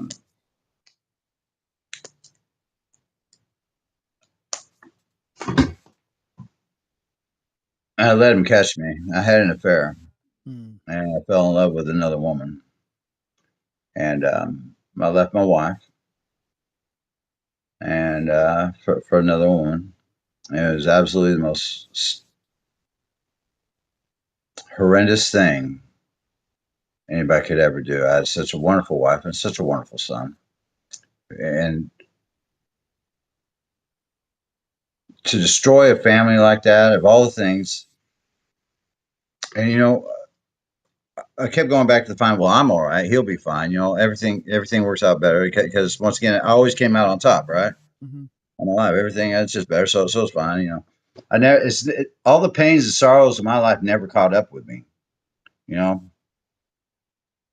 And so then I continued on with my new wife, and was singing and everything. And then you reap what you sow, right? Mm-hmm. I finally got I hate saying it, karma, but it's reaping what you sow. It's what's written about me. She was younger. I was older. Same thing happened to my dad. She left me. And with my sons. And that, like I said, that's where I found him again. He wasn't lost. He was there the whole time, waiting me for wake up and quit being stupid. On my knees, crying right there on the kitchen floor, right there where my dog is now. It was amazing. Yeah, the music might have been too loud for you to hear him knocking gently, huh? That's for real. Mm-hmm. That's for real. My pride was horrendous. So horrendous. I see it in my sons. That pride sometimes because they grew up with it. They knew I was a wild man. And I was great. Everybody loved Jeff Stafford at one time. Everybody did. So they saw that. So it's hard to pull them back out of it. Yeah, you kind of you live what you know. Yeah. Yeah. Yep. So my 20-year-old, it's hard for me to rein him in sometimes to let him realize these things. Yeah, I mean, you could tell him and tell him and tell him, but I mean, it's kind of like what you just described with yourself and the Lord, right? I mean, the Lord was continually, hey, hey, Yeah. hey. I'm just gonna. Nothing bad's happened yet, Lord. I'm just gonna. Yeah. Yeah. I got it. No problem, Doc. Yeah. Yeah. Yeah. No worries. I got this. My good friend, we call him AC for short, but he has a channel on Rumble called Angry Conservative. He's a real good dude. You'd like him a lot, but he says that ego is edging God out. Ooh, that's a great acronym right there. I like that. Us millennials, we love our acronyms. So, but yeah, he calls it edging God out, and I'm like, yeah, that is so true.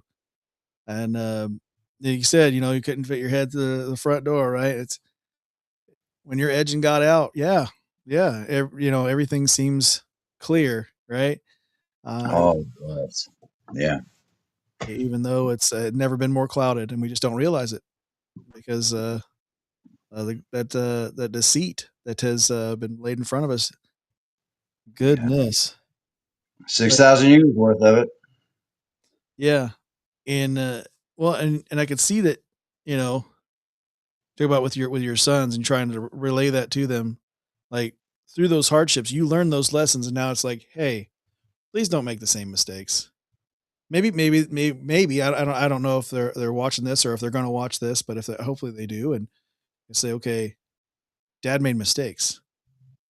Learn from them. Don't do the same thing. Why would you do the same thing when you already have an example of this is what you don't do?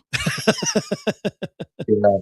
And with my other sons, it's fine. Caleb, my 20-year-old's the one, and his answer to that would be, yeah, but I can actually achieve it. Dad. I'm better. Yeah. Better. Okay. Yeah. So that's his mindset. Now, last couple of years, he's come around with some things, and every once in a while it breaks. He gets because it's hard. He's a lot like me. He's got the gift of gab. There ain't a girl he can't twirl. He's a sweet talking, good looking young man, and world's his oyster. And he, like me, he won't fail. He could mess up 6 ways to Sunday, but he's a golden child. So ain't nobody gonna call him out, Oh, that's just Caleb. Man, look at him trying or whatever, right? So it's really hard with him because he doesn't lose very easily. He's a winner, so to speak, as the old song would say. Yeah.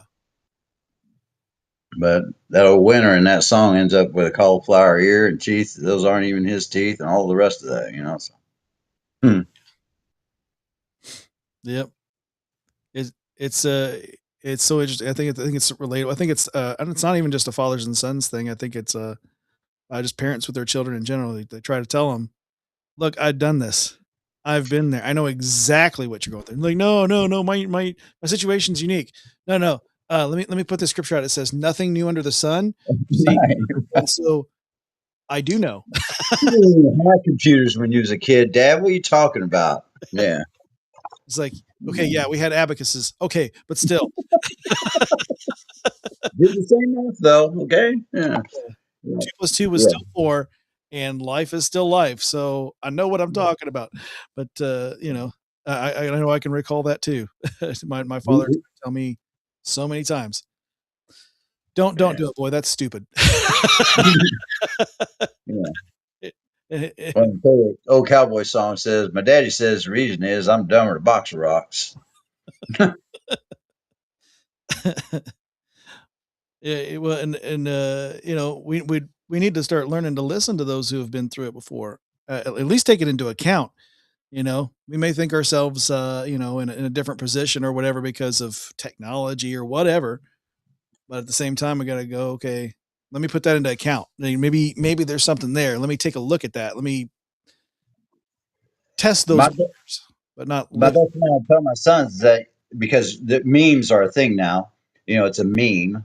And there were memes before there were memes. We just didn't know they were memes. Yeah. And one of the best of them is the wise old man on top of the mountain. It's never a young kid on top of the mountain that's wise, right, son? It's the old man on the mountain. He's the old wise man. He's the one you go looking for and listening to. Mm-hmm. Well, here I am. I'm the old wise man on top of the mountain. I've been to it. Listen to me. But that's yeah, and so just like that, that's nothing new under the sun. It's been the old wise man. It's always been the person to go listen to, and we just continue to refuse to listen. Yeah, it's a vicious cycle of of young men being ding dongs. That's what I say. And I know because I was one. All time. You go trust a private in the army? Privates are stupid. I know. I was one, right? Yeah, exactly. Yeah, but put your life in the hands of that filler. Okay, see how that works out for you. For real. So I'll tell you what, it looks like moving my phone away from that stand over there has worked well. We haven't lost video at all. Yeah, it stayed on. Yeah, it stayed a lot better. So, so at music, army, rodeo for a while, and then car sales. So, yeah. And what was and play music too? What was that atmosphere like doing car sales? Was that kind of kind of an ego builder, so to speak, to be able to turn that sale? Or at times, yes. In fact, because when you're good at it, everybody praises you. All your bosses, they'll hold you up in front of everybody else and stuff like this, just like every other job. But at times, I found it hard because it can be a real gut cutter, so to speak, too, right? I mean, it's very demanding. I don't sell cars anymore, and it's not because I don't like cars. I love selling cars because I like to help people, and I love cars. I understand axle ratios, whereas the average Joe has no idea the difference between a 307, 337, 373, or a 14 gear ratio. I do. I get it. I understand it. But it can be a real gut cutter too, especially people come in 30 minutes before closing. It's going to take a little while to sell a car if you do, but people will keep you there at 11 at night and not buy a car and could care less. and you talk about something that just drops you. You know, you just put in. You came in at 8:30 in the morning. You're leaving at 11 at night. You haven't sold a car, and those people just ran you through the gauntlet for no reason, right? And you'll never see them again. And so it can be a real hard one for you too at times, especially if you don't take loss very well. And I just don't. I don't lose, right? That's how I was. I don't lose. So when you do lose, it's like real gut wrenching, especially because I thought a lot of time, most of the time, I really felt like I was being truly honest. It really blows my mind in car sales. People hate the car salesman. You know who the car salesman hate? That lying daggone customer. Mm. Because customers come in, they already hate you. Mm-hmm. They put it on a wall. They seriously have been taught their whole life, put up a wall, don't trust them, hate them, blah, blah, blah. It's okay to steal and lie to them, you know, stuff like that. It really makes it kind of hard when you try to think of yourself as being a caring person, right? Mm-hmm. I truly do care about people. And I love to make them happy. That's the whole reason you get the big head at the end of the night, because you made them all happy, right? I love to make people happy. And so when you don't get that, it can be a real heartbreak sometimes when they treat you like trash because they just hate you. That's the hardest part, is being hated. Mm-hmm. But I love trucks. I love Jeep Wranglers. I can build them and take them apart and do all kinds of stuff with them. Mm-hmm. It's fun, isn't it? To be able to bring something to life. Yes, it is. Yeah, part by part. Bring it back to life. Yeah, bring it back to life. Yeah. I wonder if that's how God feels with us. You know, you're talking about all these different hardships, so the things, the ups and downs you had over the years, the peaks and valleys. I can't imagine the joy. You know, like they talk about, he left the 99 for the one. Mm-hmm. It just to see all that work come back and say, man, yeah, he's so unimaginable. You know, I when I pray to him, I tell him that how incredibly unimaginable he really is. I can't even his heavens, and we try to describe with manly word with words of man and everything. Just how wow, right? Yeah. And yet he made us in his image, but yet I'm just a man. In fact, that's one of the songs I wrote. It's called "Lord, Hear My Prayer," and that has not made it to a recording studio. I say, you know, I just don't understand. Although I was made in your image, I'm just a man. But I have incredible joys when I see my sons succeed, when I see them come around, when I see them happy. So, and he's talked to us from the very beginning as if he's our father. So I can't imagine the joy in which he'd have to watch somebody who is so far, so deep, so in a well, to be able to come out and find faith in him again. Yeah. And you know, especially when you're moving fast through life, it's like, well, got to change the brakes again. Here we go. Yeah. It started taking some of that and drinking some of that. Well, we got to do another oil change. Let's get that going. Yeah. Absolutely. And then to see us, you know, like you said, come back to life. You hear Like that? those dry bones. What's that? Like those dry bones. Mm-hmm. Yeah, yeah. Ezekiel 37. Yeah. But you can imagine his oh, my dog agrees. His joy when you know, when he we got two of them. We got a German Shepherd named Journey, that's who just barked, and then I got my golden retriever named Presley. He's upstairs. Awesome. Yeah, yeah. They bring a lot of joy. But yeah, when that engine turned over, when you gave your life back to him, and he heard that engine purr, you know, for the first time in a long time for him. It's been a steady climb. It was, you know, I still have certain habits I gotta get rid of, and it's all come along. I love how it talks. You know, it's harder for the older how it's written. It's hard for an old man to change his ways. Mm-hmm. And it tells that to us. And he's right. You've spent 40 years thinking one way. It's you got to change all your habits. All the things that were normal back then are not. They can't be normal. It's not normal. I haven't had a TV in 12 years. Hmm. I haven't watched a movie in 12 years. I haven't watched a football game in 10 years. And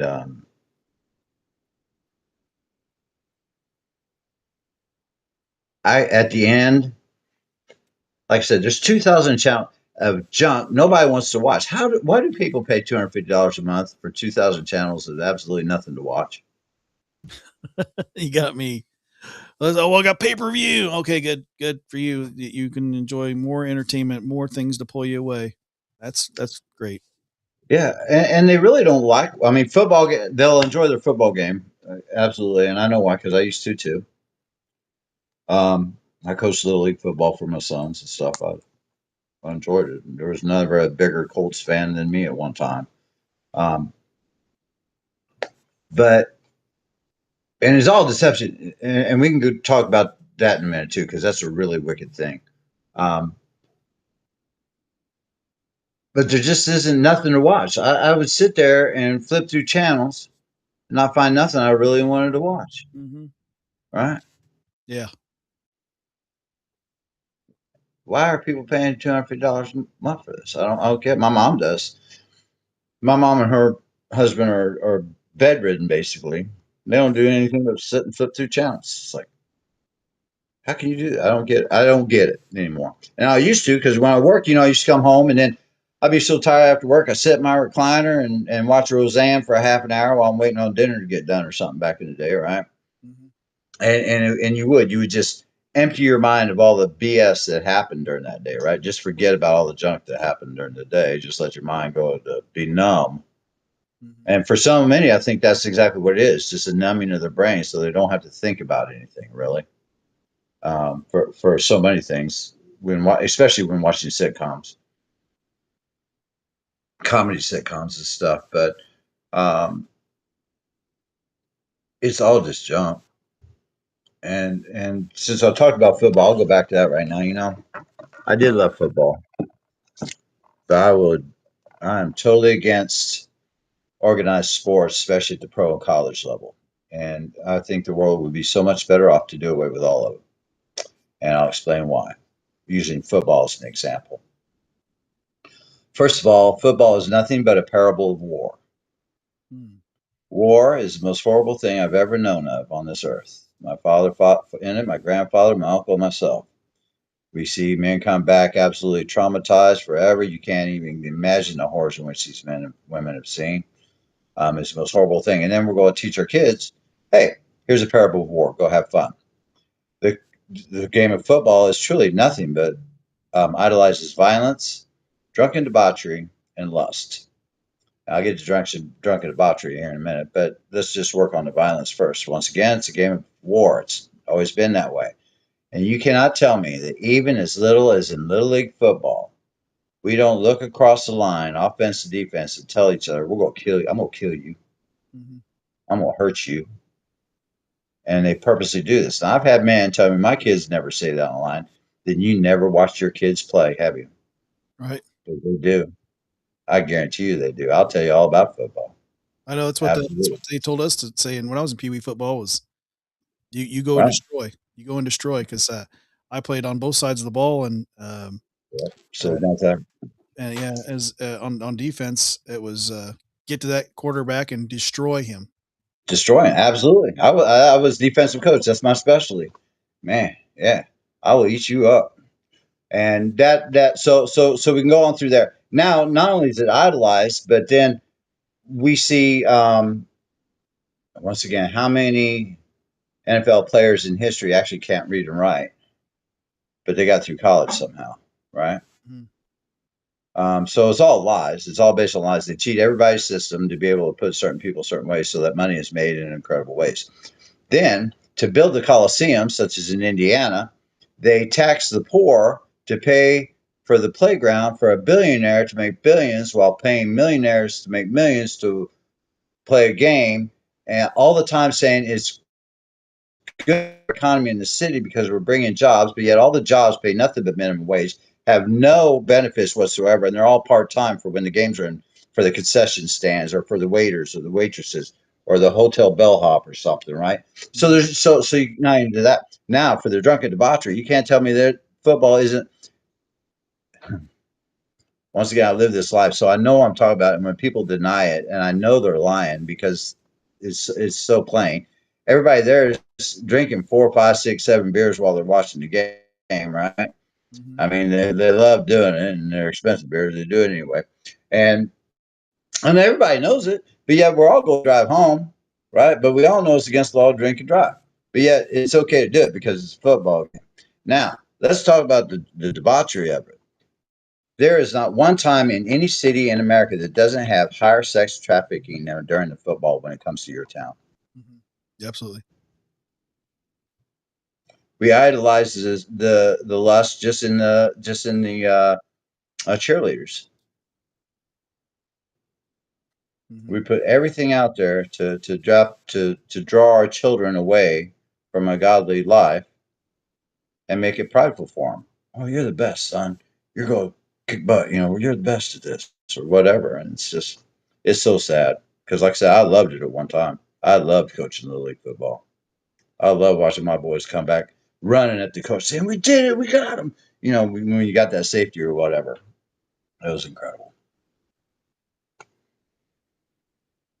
But then you think about what lessons did they learn through it? I mean, certainly there's discipline and things like that, but you can learn that doing things like martial arts. You can learn that doing things like just simply running. You can learn discipline. It doesn't have to be destruction and Just get up making your bed every day. yeah, It's a good start. yeah. Yeah. Yeah, and it's sad because I did love it. I truly loved it, and everybody loves football. You know, if I go ask 300 people in a row, every one of them is going to say how much they love watching it and stuff, right? My mom knows nothing about football, but yet will watch it when the Seattle Seahawks come on because she lived in Seattle for so long, right? Mom, you don't even know nothing about this. What are you doing, right? It's just amazing, and I hate bringing people down, but that's what this podcast is for, is to talk about things that are real. So. Yeah. Yeah. And well, and your perspective is important because it, everybody has a perspective. I used to be like that too, where I used to be majorly into football, majorly because that was something my dad and my brother and I did. We watched every Colts game. We used to say this is what we used to say in the house. Christianity is our faith, but football's our religion because we would religiously everything football, all Colts gear, everything all the time. And anytime there was anything special about it or there was another event and you so try to go meet the players or try to go do this or try to get the cheerleaders to sign that. We were at all that stuff. We tried to be, because we didn't have a whole lot of money, but we was always trying. It's like, why are we chasing our tails for this? For nothing. Yeah. No, one of those people care about you on that Colts team. Not one of them will cry when you die. Not one of them will show up at the hospital when you have a heart attack. And yet you devote so much of your life to them. Wear their names on your back. Right. Mm-hmm. Right. Absolutely. I have a friend, I had a bandmate, a guitar player. He must have quit the band 7 different times, but that's a whole nother story. Um, but he was so devout to the Colts that when football season comes, we don't do he wouldn't do practice on Sundays no more. Right? It's like, I watched your dog when you went to Florida. I'm allowed in your house when you ain't here. I loved you. I brought you dinner when you needed it, right? And you're not going to devote something to these guys who all know you and working a common goal, but you're going to devote everything to these people who could care less whether or not you live or die. I don't get it. It's this is this escapism that people get addicted to, right? Yeah. I think that's a good word for it, escapism. Yeah. Yeah. Yeah. Well, like just like when you pointed back to the Coliseum back, way back when it was a distraction. It's easier to control people and keep them under your thumb when they're distracted.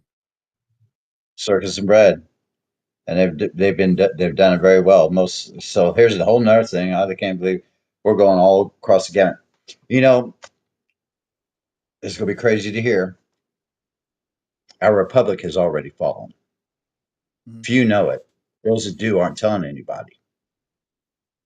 But you have not had access to the Bill of Rights since the first National Defense Authorization Act was signed. And it's been signed by every president since then. The Patriot Act just confirmed that once the Patriot Act was signed, and just like in the NDAA, the government, they will tell you, oh, we need a warrant to come in your house, but they don't. If you read the NDAA, they don't. If you read the Patriot Act, all they got to do is call you a terrorist. You have no rights no more.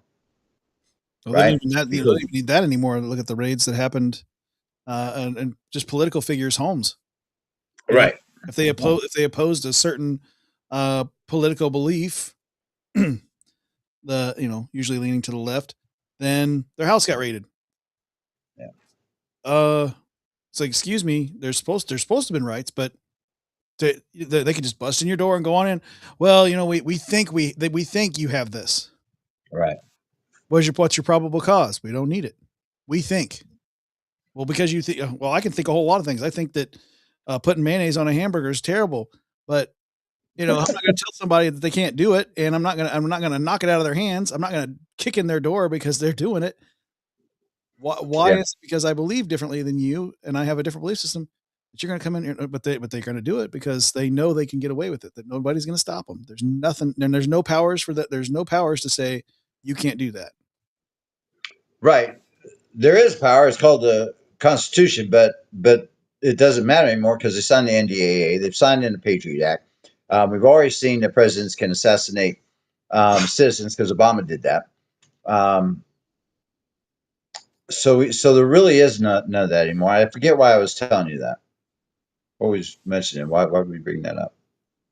We're going down this. I believe we're going down this road because it could show the corruption in our country and how we don't have any rights anymore. Yeah. And well, and also our money is not our money. It's owned by the central banking system, and the central banking system is owned by the powers that be, probably the UK, and so it's that paper is still promised IOUs to a bank system that doesn't have anything to do with this country. And it's not even real. They're all just numbers in a computer. There isn't enough actual cash money to back all the loans that are out there. None of it's real. Mm-hmm.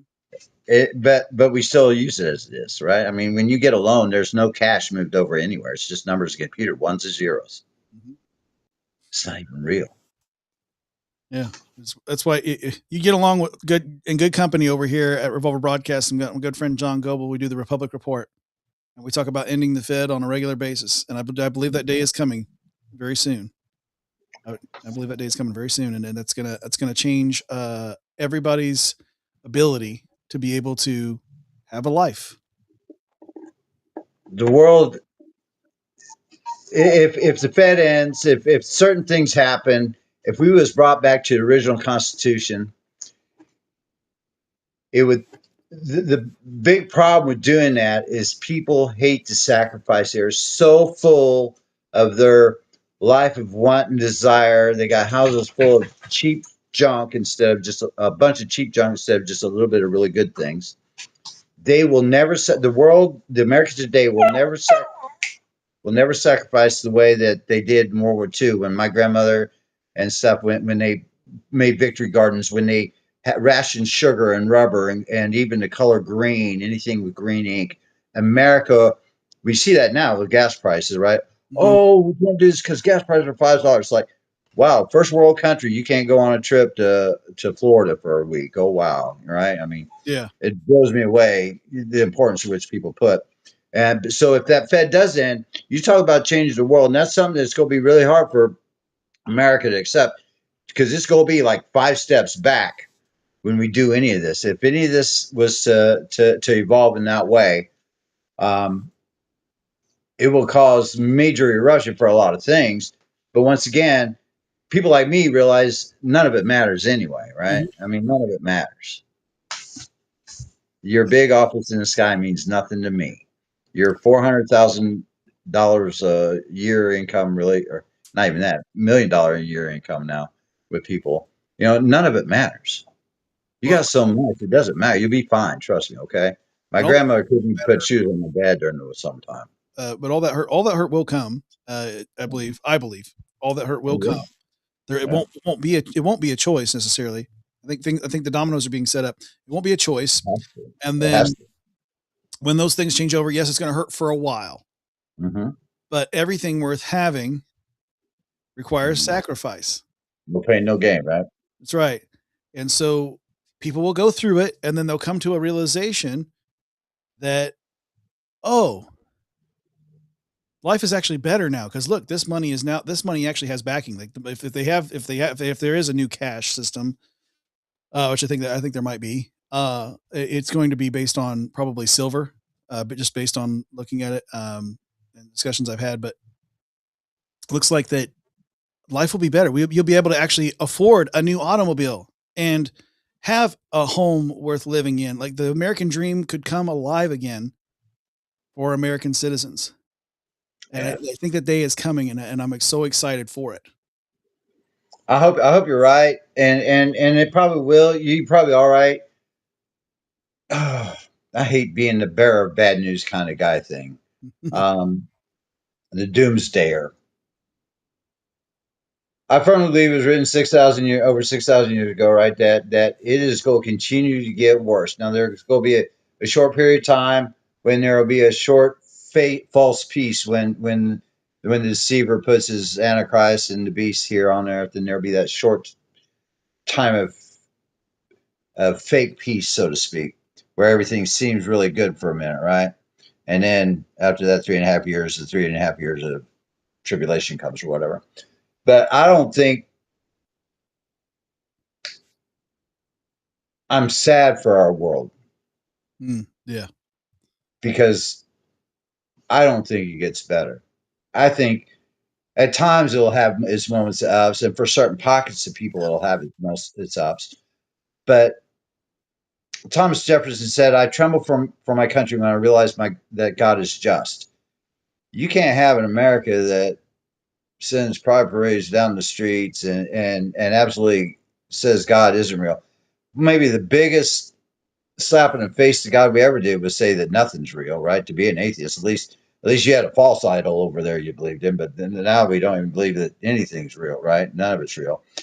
So I see. Now this is gonna sound really crazy. I'm not good at remembering names of books and scripture, not chapters and stuff, but it talks about how he gives them over to their own depravity, Yeah, Romans. right?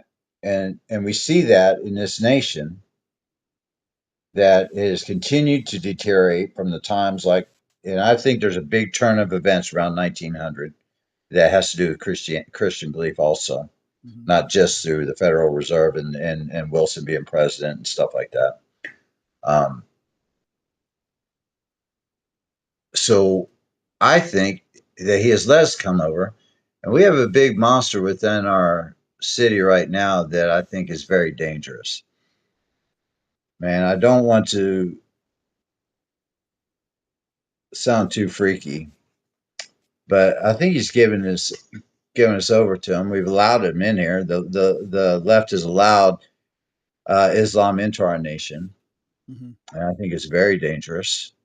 I think that there is no hiding the fact that they absolutely have told you every day of your life that they want to kill you, that they want to do away with your society, and yet you still let them in. Not you, but Yeah. society lets them in.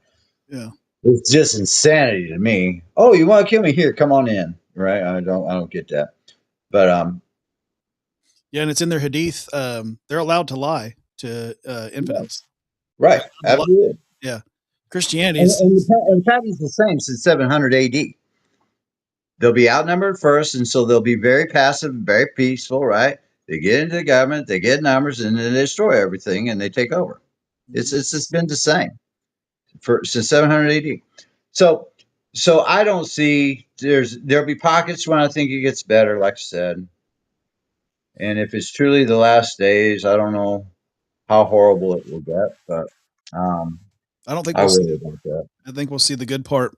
We talk about the harvest. You know, the harvest is great, but the workers are few. That's Very what I'm few. looking forward to. And so, you know, that's why we have Revolver Broadcasting. Actually, is because everything started with a show called Faith, Family, and Politics, and that whole purpose of that show was to stop being the pearl clutchers, stop being the offended Christians, stop being the you know uh, standby complacent Christians, because that's what's so commonly we see nowadays, and go back to being the offensive Christians like Joshua and Caleb, and actually Yes. get out there and engage with the world and say, look, God is in every part of our lives, and we need to recognize that. And people are looking for it. There are people that are there out there. They're hungry. They we talk about on Faith Family Politics Friday night. It said our good friend Dana Christensen, who does God's Signpost. He said everybody's got this God shaped hole and they're trying to fill it with all this other stuff, you know, but it's still God shaped. So until they fill it with God, they're not going to find it. But people are hungry and they don't know why. And then they stumble across the show like Morning Word, where we're just simply reading the Bible, verse by verse, chapter by chapter. They call it expository, and reading it in its context. And then people go, "Oh, I'm so glad I found this. Oh, I'm so glad I found this." Like our good friend CFAM, she's in the live chat here. It's like I needed this. I did, and some people I didn't know I needed this, but now I know I need this because I'm hearing it. It's like you're hearing it for the first time. Oh, I've been in Yeah. church my whole life, but I never really just stopped and listened and took it in what God was really trying to say to me. His word is alive, and people are looking, but they don't know what they're looking for. That's why they tilt the bottle. That's why they snort things up their nose. That's why they go play a sport and hurt themselves. You know, that's what they they watch the television until their brain is completely devoid of all thought. And Yeah. you know, whatever they say on the news, that's exactly what's true. Except And um, it's been but got more decrepit since I was a kid. yeah, Oh my gosh. You know, they would have never said good things about on the news that they say about things now on the news. It blows my mind, right?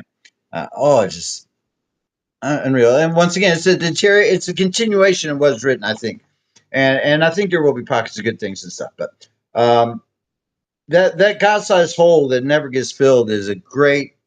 I've never heard that. I like that a lot because it's so true. You know, I could fill it up with everything I did all my life. It never got filled up. It never fit. It was amazing. It was amazing. I was often told I was supposed to be a preacher. I had people touch me and it'd be like they got shot by lightning and tell me I'm supposed to have a congregation and stuff like that. And I missed it all. It's like, wow, where was I? Oh yeah, drunk on stage chasing women. you know, sometimes God gives you a calling, and it doesn't happen until it happens. Um, I'd say yes, definitely stay diligent in your word. Keep reading it, and because it comes alive, especially when you read it in full context. But when I think about the God shaped hole, I think about Paul going to Athens. When Paul goes to Athens, he sees that they have created all these different altars, right? The idols and stuff, and then there's this one altar to the unknown God. Yeah, You know the one, yeah, and he's like, "You've been praising him your whole life. You knew." And then he even points out in a couple of their great poems right. how they've been thirsting for this one true God. He goes, "I'm here to tell you who he is."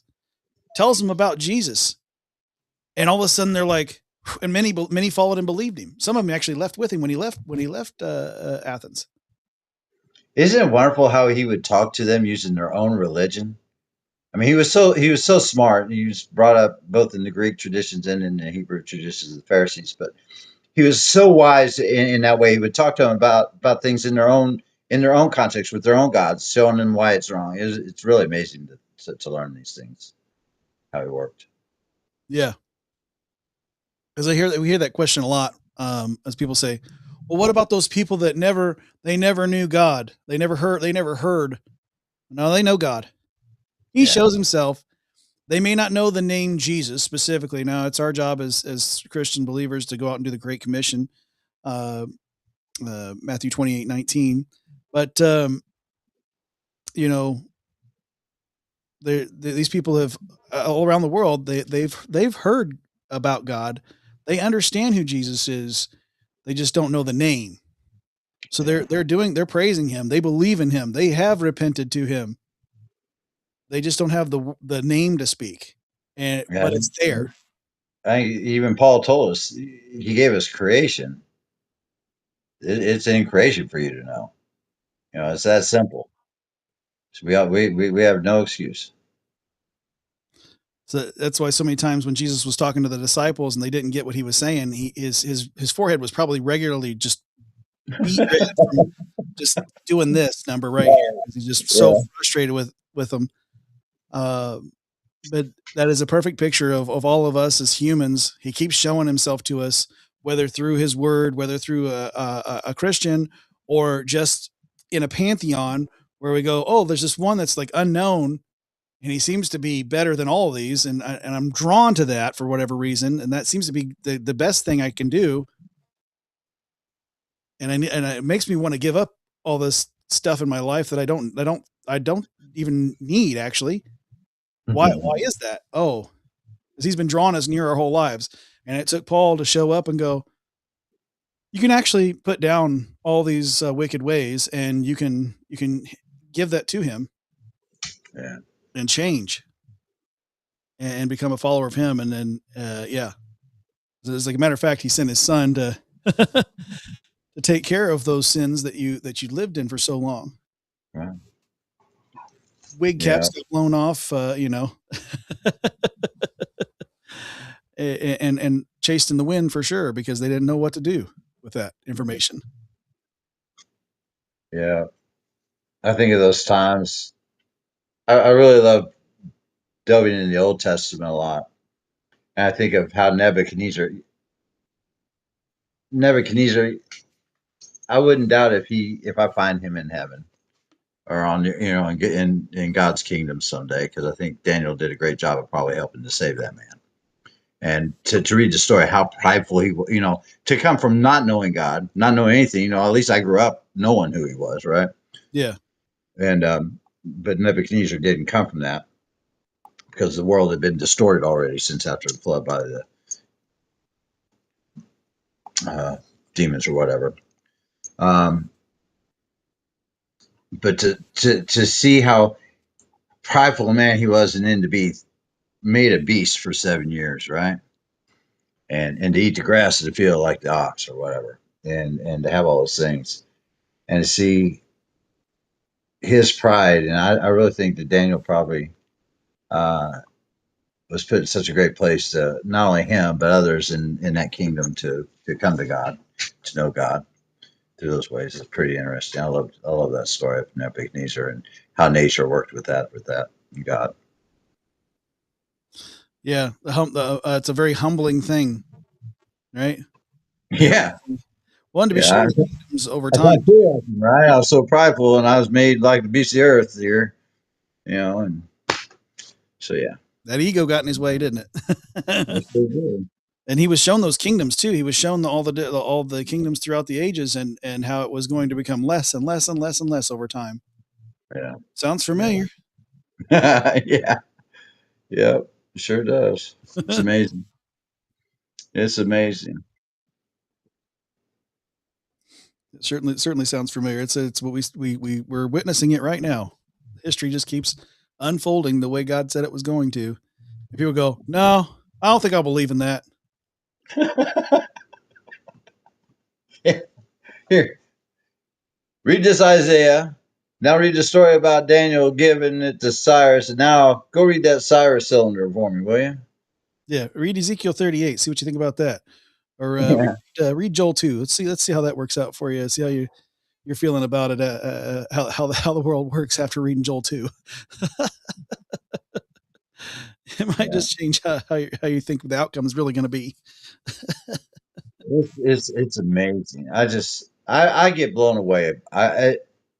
Because as a kid, you hear stuff, you just take it for granted, blah blah blah. It's just you're busy playing tic tac toe on the back of the registry in the church pew, right? You're not really listening to stuff, but you're around it and everything.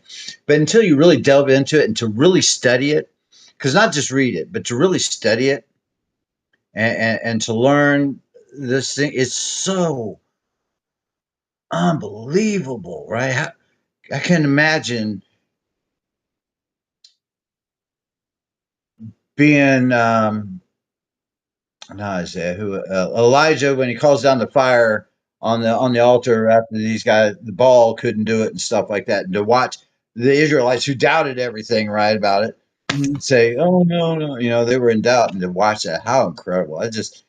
It's so mind blowing, and to know that it's real is just incredible. Well, and the archaeological evidence to show that it's real too. Right, that's what I'm saying. To know it's real, we have so much archaeological evidence. It comes back time and time again, finding David's name and everything. Where when they thought, oh, it's just a story and stuff, is just amazing. And to see it all come true now is mind-boggling. Well, not only that, but the fact that you brought up Elijah, so asking that fire to come down on Mount Sinai specifically, the cap of Mount Sinai. I don't know if you've seen overhead pictures of it. It's all black, still scorched to this day. Yeah, I wonder how that happened.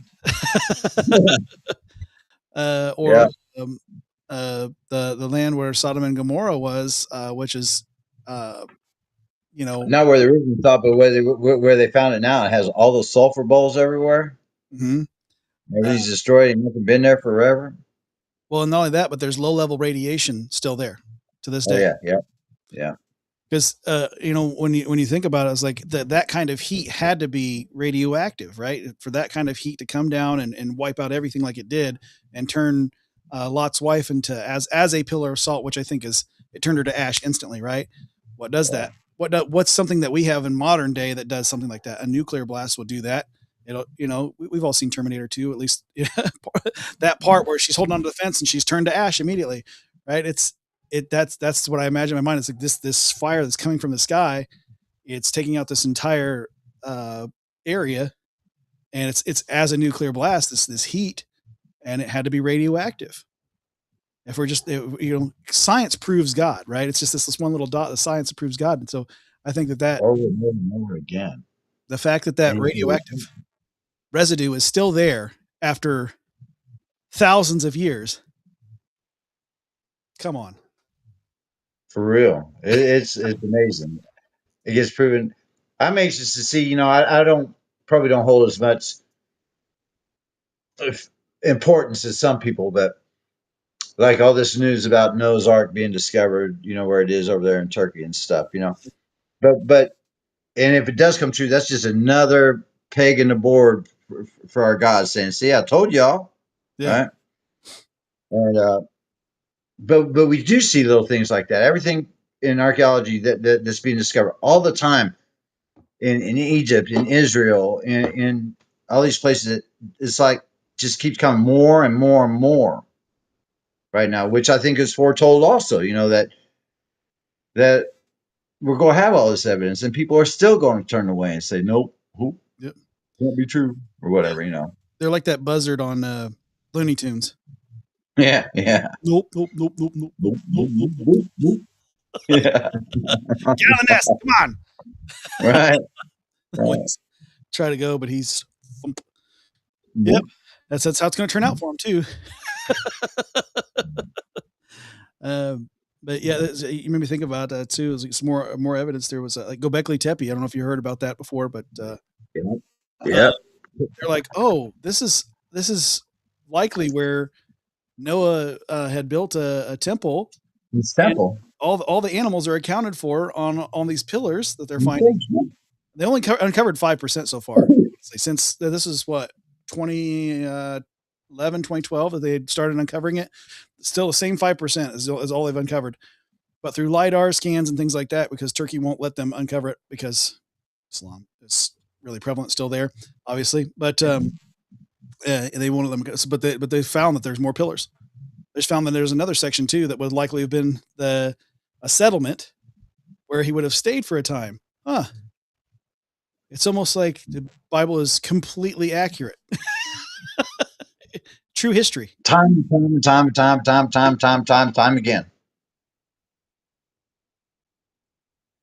It's like amazing. But we just don't go looking for it. We're once again so caught up with everything in our way, all the stumbling blocks, from TV to football to work to all the things that we do in our way to look. But yet is the most incredible story you'd ever read, and then to know that it's true and having all these things prove it, if you could see it, is just so amazing. Yeah. And you'll never know a peace like it. Is people try to dismiss it. How can you say that you have peace? You got like they see your problems, so they say, "Oh, you got this going on in your life. You got this going on in your life." I got Jesus. But what about this? Yeah, certainly. But what I read, and I quote this to anyone, because Jesus told him, he said, "In this world you will have tribulations. They're going to have problems, but take heart, for I have overcome the world." All right. Every one of us, our sorrows are nothing compared to that of Paul. I mean, how many times they stoned him, trying to kill him? He was shipwrecked, all the things in which he went through, and even had a physical ailment, whether his eyes or his hip or whatever. And God says, "My mercy will do. You're fine. You'll be all right, right?" Yeah. And yeah, so nothing. And I tell people all the time, they're so lost in this world. You have everything you could imagine. My dad was born in 26, like I said. So my grandmother, born in 1888, never had indoor running water, never had air conditioning, never had TV, had a radio at one point, right? Finally got a car sometime in 36 or something, right? But your happiness today is no greater than her happiness. Yep. And her sorrow back then is no greater than your sorrow now. You can't, it's just, no. And as long as I have God, that peace is incredible. No matter what I'm going through. I can't imagine being David and having to fight a lion, right? Ha! I'm a kid. I'm going to fight a lion. My bare hands. How fearful must he have been at the moment, right? Yeah, having so much faith in our God and in his creator. He's amazing to read about. Absolutely. Absolutely amazing to think about. And I think what strikes me with David specifically, more so than the really great accomplishments that he had, of course, becoming king, fighting the lion, beating Goliath, all those things, is he chose to be honest through all of it, and I think that honesty with God got him. That's why he was after God's own heart, just because he was honest. Yeah. And we need to, I think people, I don't say, just say young people need to learn how to be honest with God. They need to learn how to, but yeah, you're going through that. Yeah, you could list off all your problems to God, but as you're doing it, say, okay, this is what's going on, God. It's yours. I'm certainly going to do my part. I'm in it. I'm going to work towards fixing things the best that I can. But I know that ultimately it's only through your permission, through your power, that all of this is even possible. And when we submit ourselves to him and we realize that it's not about us, then we have peace. We have this realization of, honesty is the best policy with God. Because he's just waiting for you to make it okay in your heart. As long as you deny it to him, you're denying it to yourself too. It's like he said, like it says in the song, he's a good father. Why is he such a good father? Well, when you watch your children, nieces and nephews, whatever, they're someone that's you're helping raise, right? And you see them do something wrong. You know that they did something wrong. You're waiting for one or two things to be the outcome. Say, hey, how did it go today? They're going to lie to you, It's going to break your heart. Yeah. Or they're going to go, I misbehaved. I did this. Will you forgive me? Oh, does God long to hear that from us? Amen. So when you talked about all these wild ways and things that you did when you was younger, and then you broke down, and boy, when you said, God, this is what I done, please forgive me. I forgive you, son. What are you talking about? Come here. Hugs. Right? Hold you close. Yeah, I've never had so little and been more happy with things, Even my sons and I don't live in a big place anymore. Like I said, I used to have the biggest house on the block and blah blah blah, and nice cars. I don't have none of that anymore. We live in a 2-room apartment. I have a 20-year-old, 25-year-old, 20. I have a really old car. I can't do that. It's really old. It's a Honda, so it still runs, right? Yeah. And it hasn't been easy. And then when I lost my finger back in October, the tip of my finger is getting better now, but there's supposed to be a finger there, but there's not. Yeah. Anyway, so I lost my job and everything. So it's been hard these last few months trying to get back into the working world. I've had several interviews and nothing's panned out quite yet. Because now I can go back to work. My finger's sealed. But my boss, because it's agriculture, he had to fill the position. You just cows still have to be fed, they still have to be washed, still have to be medicated, still have to do all those things. So I don't have a job no more, and so it's. Why am I telling you? I forget why I was telling you this. Probably. Well, I'm getting. Sounds like you're talking about your current direction in life, what you plan on doing moving forward. That's what it sounds like. Yeah, it was something we'd said though that brought it to my attention. But anyway, so I don't have a whole lot, right? And even through all this, I have peace, whereas I might have used to would have freaked out a little bit. I just don't anymore. And might have even broken down and made me do things that I don't want to do, things that would be wrong that I know I could do and get money quick and things to do the things I want to do. But instead I do. I have that peace that even though we have very little, we have food, we have, all the things we need. And that's really what it's about. Like I said, my grandmother never had TV. Why do I need a TV the size of my wall? I don't need that. It doesn't bring me nothing but debauchery anyway, right? So Yeah. why do I need those things? To have the biggest, baddest truck on the block is nothing but pride. I don't need it. Right? Right. I don't need those things. So I am. He does bring a peace that I would have had to fill with those things before. We talk about that God-shaped hole, right? That never gets filled, never gets fitted in. Because I had all kinds of stuff. I had the biggest house. I had as a demonstrator the tallest, baddest truck that ever came out of the Ford factory ever at one time as my company vehicle, right? I'd walk through anything. It was awesome. I had all those things, but yeah, I still wasn't happy, right? I still went out searching for something else that wasn't filling it, right? And that led me to the situation I went into.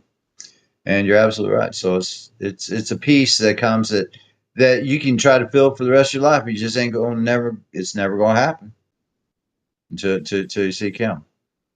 He's the missing link. Atheists look for a missing link. It's Him. They just ain't figured it out. Yeah.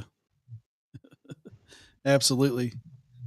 We talked about it before too. Is like, how do they believe in nothing? Because there's a comedian, you may have seen or heard of him before, but he unwittingly proved God a little more, even though he's I think he's kind of agnostic, like he believes that God is the higher power, but he doesn't believe in Jesus necessarily, and he's a strange guy, but he talked about How is it that you believe in nothing? Because nothing, as we know, we talk about, because it goes into science. Science tells us that you can't create something from nothing. Nothing, right? So that something had to come from somewhere. Something had to start it all. It's just reasonable stuff. And he says, so Christians, they believe that in a God is something you can't see, taste, touch, smell, hear, all that stuff. And you believe nothing comes from nothing which you can't see, touch, feel, or hear. Also, right? Exactly. It's the same religion. It's a religion. The difference is with nothing. The definition of nothing is that it doesn't exist. So how can you believe in something that truly doesn't exist?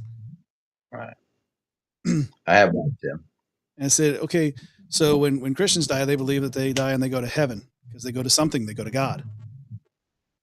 When atheists die, you go to God too, because you go to nothing. Exactly. Nothing being your God. So it's like, oh, so you believe that when you die, nothing happens? Something that doesn't exist? That's God, actually. God does exist, and you're going to go there and you're going to stand before him in judgment, and you're going to find out, Yeah. I think, and I don't know for sure, dreams and things, we don't know where they come from. But in my search, I was figuring out hell and what is hell and all these things. And truly the most incredible thing, and I mentioned it earlier in our discussion, is to have no one to call out to. Can you imagine after death being separated from God? Let's just say there's no burning torment or anything. Your torment is the fact you're separated from God. And that means that there's absolutely nothing. Your soul is still alive. You still hear, feel, see, or whatever, right? But there's nothing there. You can't cry out for there's nothing to help. There's no one. There's nothing to help you for your thirst or your sadness to be able to. There's nothing, and yet you're still there. How I saw this in a dream, and the feeling of emptiness in your soul, the drop of your heart, the like of helpless, absolute, incredible helplessness. I mean, I don't know how helpless people have ever been, but that feeling, which she showed me to be without God, is the most helpless. You can't even. I don't have a word for it. The darkness of it, how helpless you just utterly. There's nothing to that you can call to, cry to, do anything to help you. Right? It's the most helpless feeling in the whole world. It's unbelievable. And if I could find a way to stress that to people, that feeling in which I felt inside, and for lack of a better word, put the fear of God into them, right? Mm-hmm. To make them understand that, because they've not been helpless. 99% of the world's never been helpless, right? I mean, they just haven't in this society, especially in America. I can't imagine the horrors in Africa at times that they're going through, but that's a whole nother story, right? Yeah. But because that's helpless. You talk about being helpless. Some little kid, 12 years old, about ready to have his head cut off or whatever, just saw his mom raped, and how helpless you must feel in those times. But at least you can cry out to God to have peace and comfort. And I pray for him every day that he does that, because these people cry out in his name, peace and comfort, for just those reasons.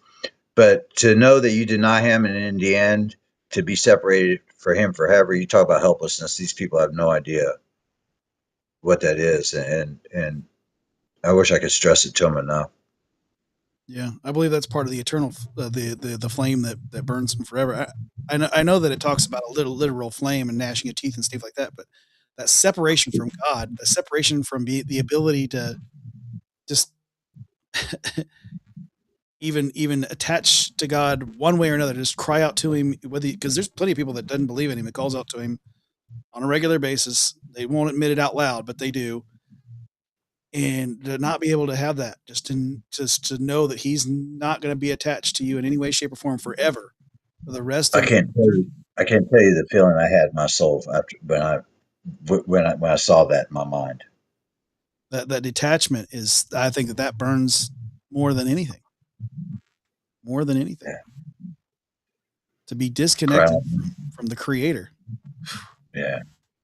You couldn't even cry out. You had there was no voice in my dream I could even cry out with, right? I mean, I was there. I could see blackness. There's nothing there around me. I could just see black forever, but I couldn't cry out for no help from nobody, no way. It was incredible. It's mind boggling. And to know that, I really believe that's real. And people, I wish I could find a way to put it into words, how empty that feeling is. Yeah. You can't describe the a supernatural in earthly terms. It just doesn't. Okay, well, with God, it's the supernatural, right? Because it's above and beyond anything supernatural. All right. There's just no way to describe it. You can do your best. You can use some words that might make you think and imagine certain things, but it still won't. It still won't do it justice.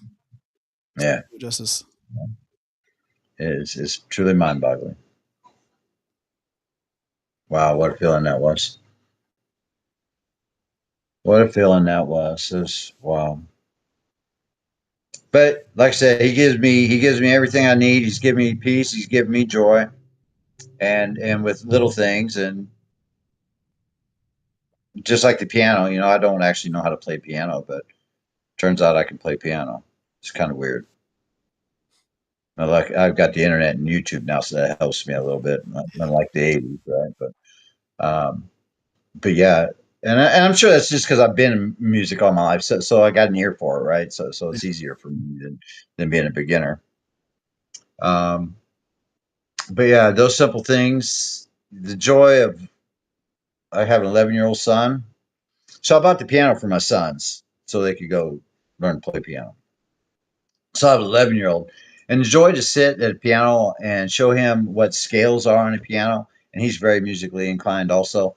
And man, to sit there and play piano with my sons, and instead of watching them go blind into TV, to watch them on a ukulele, to all these things is so much more than having a F-350 blacked out lifted 3 inches or whatever, long arm lift, blah blah, right? Yeah. So much more. Because you're connected through it. Oh, it's incredible. The joy you have with your son to sit there and play with him. Watch it click in their minds. See that click when they get it is amazing. Yeah, and then when they surpass you, then you're just like, all right, this is the best. This is the best part when you've surpassed me, when you do better than me. Yeah. It is. It's amazing to watch my 20-year-old, because he sings and plays too, and he just to watch it at first, as a guitar players when they first start out, tuning isn't a big thing. It's close enough, right? But they don't understand how important it is to tune, because it is really about learning your ear, and then in turn learning how to sing too. Like when Caleb first started singing, he was pretty bad at it, right? And but the more he played his guitar, more he tuned his guitar, more he sang. Man, he's on it now. He's on it like Blue Bonnet. The boy can sing. I love it. He's 20 years old, can sing like a bird. And but to watch him click at times, the first time you hear him play your guitar and stuff like that, it's just amazing. I love it. Yeah. I just got to turn him on to doing it in church and not in honky tonks. Yeah. Yeah. Yeah. Well, because God gave you this is what my friend Sterling talks about all the time, and but it bears repeating, and I've heard it other places too. But he's next to me on Morning Word Monday through Saturday. So, but God gave you time, talents, and treasures, and what are you going to do with them? They were all given to you by Him, and are you gonna give them back to Him, or are you gonna use them selfishly? Yeah, for a long time I didn't even realize He gave them to me. It took a long time for me to realize those things. Same for me as well. You talk about the music and stuff, like being able to go out and do.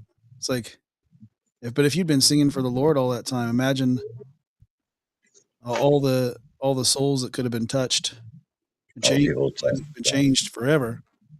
But you're still breathing. So, and he's still giving you permission for it. So it's not out of the realm yet, right? You can still go get, you don't necessarily have to be on worship team, but maybe go, I've been to several places in worship and sung for them in small groups, which has been a joy.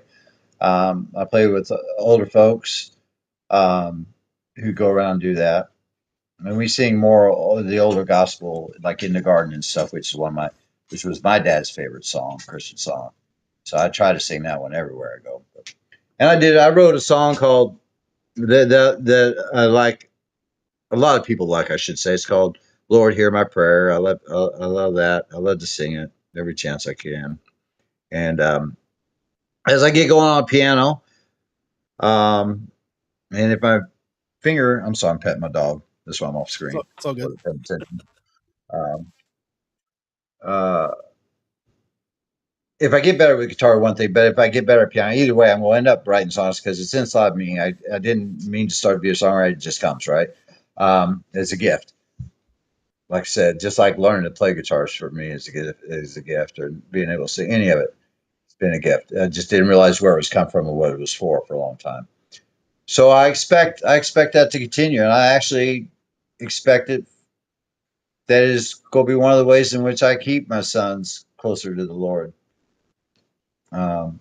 through those, because it's something we have in common with each other. That I know even Caleb in his wild and woolly ways right now, he comes back, and that's one of the things that brings him back is music with me. So I love that. Yeah, we'll definitely be praying for him to come to that realization sooner rather than later. Yeah, Because that's something the church always needs, is a good voice, and a good voice for the Lord. That's for sure. You just can't.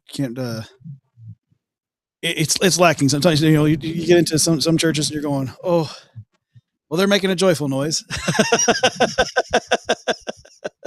I'm here and it's just like, I just can't wait till the preacher gets up there because this is going to be over. But yeah, when you get a good voice in the church, there's just it's just special. It's special, and people will come. I've watched. I've been to quite a few different churches over the years, but you get that one person that comes and special sings from every once in a while. They really got that great voice and they sing for the Lord. People will come just for that. They stick around for the preaching, but they come for that, and then, man, lives are changed. Souls are turned back to the Lord. They belong to Him all along, but they're turned back to the Lord because they heard a person just praising Him, worshiping Him, and there's just, like I said, the universal language, right? This music just touches lives. It changes lives. When it's for the Lord, it's even more powerful. So I'm excited about what you've got going on, and music wise, and that you're writing music for Him, and that's a good future to look forward to. And maybe have your sons come into the picture and do a trio of music, going around playing music for the Lord. That'd be something. I would love it. 3 of my 5 sons all play and sing. The other 2 not so much. Steven doesn't at all. Jake, it's so funny. I got a 19 and 20-year-old. So when they were like 9 and 10, they were taking piano lessons. It was amazing. Caleb, the quick one, you know, he would learn the notes real fast, be able to read the music, but then he would play the song with no feeling, right? Mm. You just, well, it's all correct, is it? Yeah. Well, then, okay, I'm good. But you didn't, is it correct? But you didn't put, is it correct? So, I tell him, well, yeah, but there's no feel there, right? Yeah. Where Jake could take slower, he wouldn't read it as quick and learn the notes as quick. But man, the boy had feeling and touch and rhythm, right? And I always joked about how if I could put him in a mixer bowl and stir him up and just cut it in half, I'd have the 2 greatest in the world. And so Jake's so come around. He hasn't learned his voice at 19 like Caleb has, and even my 11-year-olds learned his voice and hears music better than the 19-year-old does. And But to watch them come along, that'd be wild to have them, those three boys, and even if you brought Steven and Zach along with them, to be part of that would be amazing to me. I'd love to watch them on stage singing the gospel. Yeah, I'd love to be able to go see that. Honestly, I'm a big fan of good singing for the Lord. I tell you, and I listen to all kinds of different genres too. You know, sometimes because if you something that Sterling and I do before we start our morning word every day is I have music playing in the background. Christian came in, you know, pre-show. I had some music playing, but I usually have Christian music playing, but it's not all contemporary Christian. Like a lot of people would think it's just always you're just going to be listening to Brandon Lake and stuff. It's like, oh, sure, sometimes, but you know, we're listening to Christian metal, Christian hip hop, Christian, you know, whatever genre is out there. Oh no, I got a Striper fan online. Dadgummit, no. As long as it's singing for the Lord, it's you know that joyful noise, man. We love it, all of it. Yeah, I've of course growing up in the '80s, metal is something I was always around, but my country my soul's in my country. So the old school, like I said, the stuff like In the Garden and the old bluegrass picking stuff will always be my go-to heart for me. My sons, of course, will turn to the more contemporary stuff, I'm sure, but they gotta Zach or Caleb has a touch for the old stuff. He cut his teeth singing Hank Williams songs and Marty Robbins songs. So for a 20-year-old to cut his teeth on Hank Williams and Marty Robbins and that kind of older stuff music is amazing to watch. But I think will help him once he comes to God, keep that traditional music alive with me, which I will appreciate more than a lot of the contemporary stuff. But. Maybe you get a Red Clay Strays out of your boys. Oh man, that is his voice. Is that something? Them boys, the Red Clay Strays, they are something. I bet he went to Pentecostal church. Yeah, I was say, was great. To sing and play. Oh my gosh, he's one of the few things because I don't share a lot of music anymore. I don't listen to a lot of it, but him I'll share. He's pretty incredible. I love listening to him play and sing. His joy for the Lord is incredible. I think the Red Clay Strays is the best band to come out in the past 35 years. Easy. Just you might be right. Just you know, musically talented with all the instruments are just they're on point. I have all the feeling you talked about, like and then vocally, just perfect pitch. He just never misses. And not just perfect pitch, but some things about singers. The uniqueness of one's voice, because his voice is, you know, it's not an operatic voice. You know what you would consider an educated singer that's crisp and clean and clear or whatever, right? He's got that natural uniqueness in his voice. It's so incredible. Goes right up there, right before it breaks, but don't break and things. It's really interesting to listen to. I love that. One of the things I like about their music, unlike a lot of contemporary music, is it's not all synthesizer. I'm not big on a bunch of space age sounds in my music, right? Just on here in the background, I can't even hear the chords change. They're just a good old fashioned 5 or 6 piece band that rocks it out, right?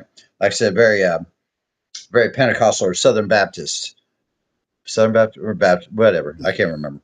But Pentecostal nonetheless. I love to hear him sing. I love that.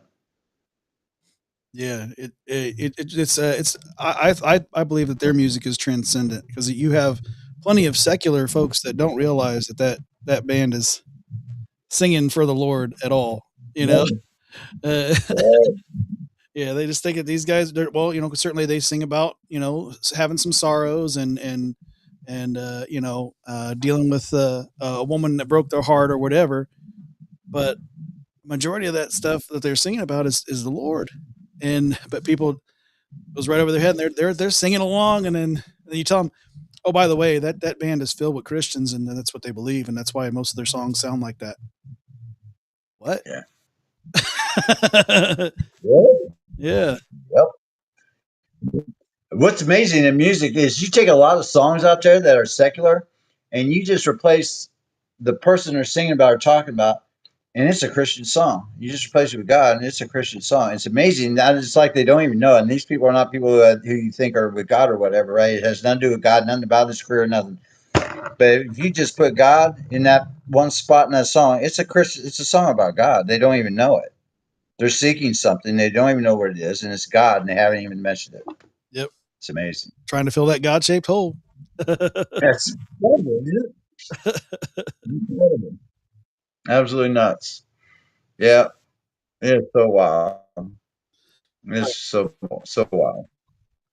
Well, it's come time for our final two questions. As I told you pre-show, we always do this. And so first of those two questions is, um, and we've kind of gone this direction. Kind of most of your story seems to be Jesus' story, which is fantastic. That you point to him throughout your entire life. But what would be the biggest advice that you'd want to give to people watching and listening right now? I love this question because it's going to give you the same answer Christ told us. The greatest two commandments: to love our God with all our heart, mind, body, soul, and strength, right? And to love each other as we love ourselves. If you do those two things, everything else comes, right? All the laws of the prophets, everything in the world that is good. If you just do those two things before you make any move, how incredible this world would be if we could all do such things. It's something that I didn't used to do, and it's something that I work hard to do now that makes my life and for my sons and for me and for the people around me better. Because there's no greater thing than love in this world. Our God is love, and love is God, and He loved us so much that He gave us His only begotten Son. Yes, he did. Yes, he did. So those two things are the best advice I could ever give anybody. Right. So it's so wonderful to hear that. That's yeah. Sometimes you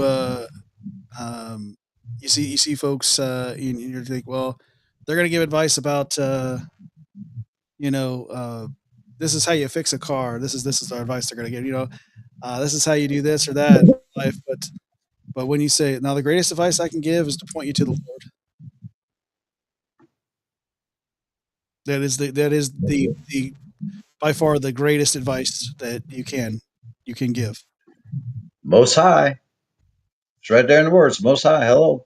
All right. You say Hosanna, Hosanna in the highest, right? That's right. That's right. He's I'm the clay, man. Mold me. Right. Yeah.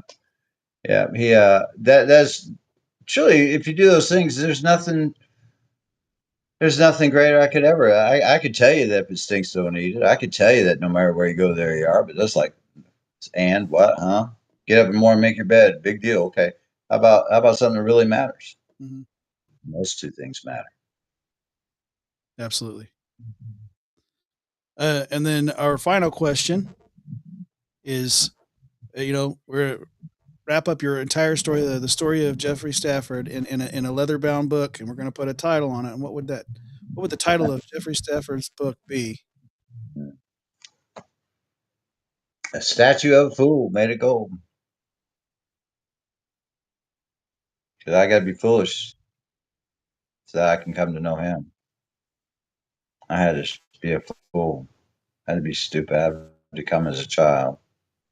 I'd be on my knees as a child. I don't know. That's not even the best. I have no idea what it would be, except for just Jeff. Just Jeff. Hey, yeah, just the book of Jeff. That's pretty humble right there. Yeah. Let's open up the book of Jeff. Book of Jeff, chapter 6, verse 5.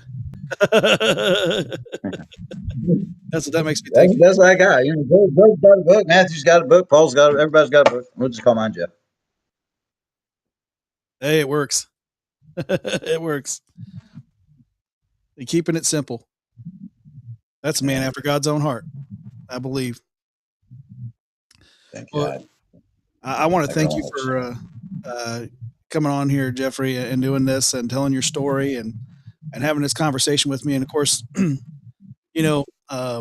talk about with this podcast specifically, it's 3 hours long, right? And people hear 3 hours long. Well, what are we gonna do for 3 hours? Well, congratulations, you're at the finish line, right? But not only that, but you can know you can't really know somebody in 45 minutes, right? No. You could have Or a told me day. baloney for 45 minutes, but you're together with somebody for 3 hours. You're connected, right? You get a little more, that's for sure. People, it drives me crazy when people ask. They say, "If you could sit with any guitar player for an hour, if you could sit with anybody for just an hour, who would it be?" And everybody says, "My dad." My mom's like, "Dude, I do not wish my dad to come back because I do not want to lose him again. I just couldn't handle it." Right? There's nothing that Willie Nelson could told me in an hour. I got to be on his bus for 3 years to get what I want out of him. Yeah. There's just that hour stuff isn't gonna work. And even 3 hours, like I said, 3 hours is nice. You kind of get to know me. Kind of know what I'm about, right? Yeah. There's so much more to me still, right? I mean, you could do stuff all week. I could talk. Well, I have a gift for gab, so I could talk forever. But yeah, there's so much more to know about everybody that even 3 hours, you don't get as much. But Right, but there is undeniably at this point there's a connection that can't be broken now. It's like we're forever we're connected through this this 3 hour session, and I'm so happy that you came on here and told your story and pointed towards the Lord. That was amazing. I'm truly appreciative, and you're welcome to come back anytime.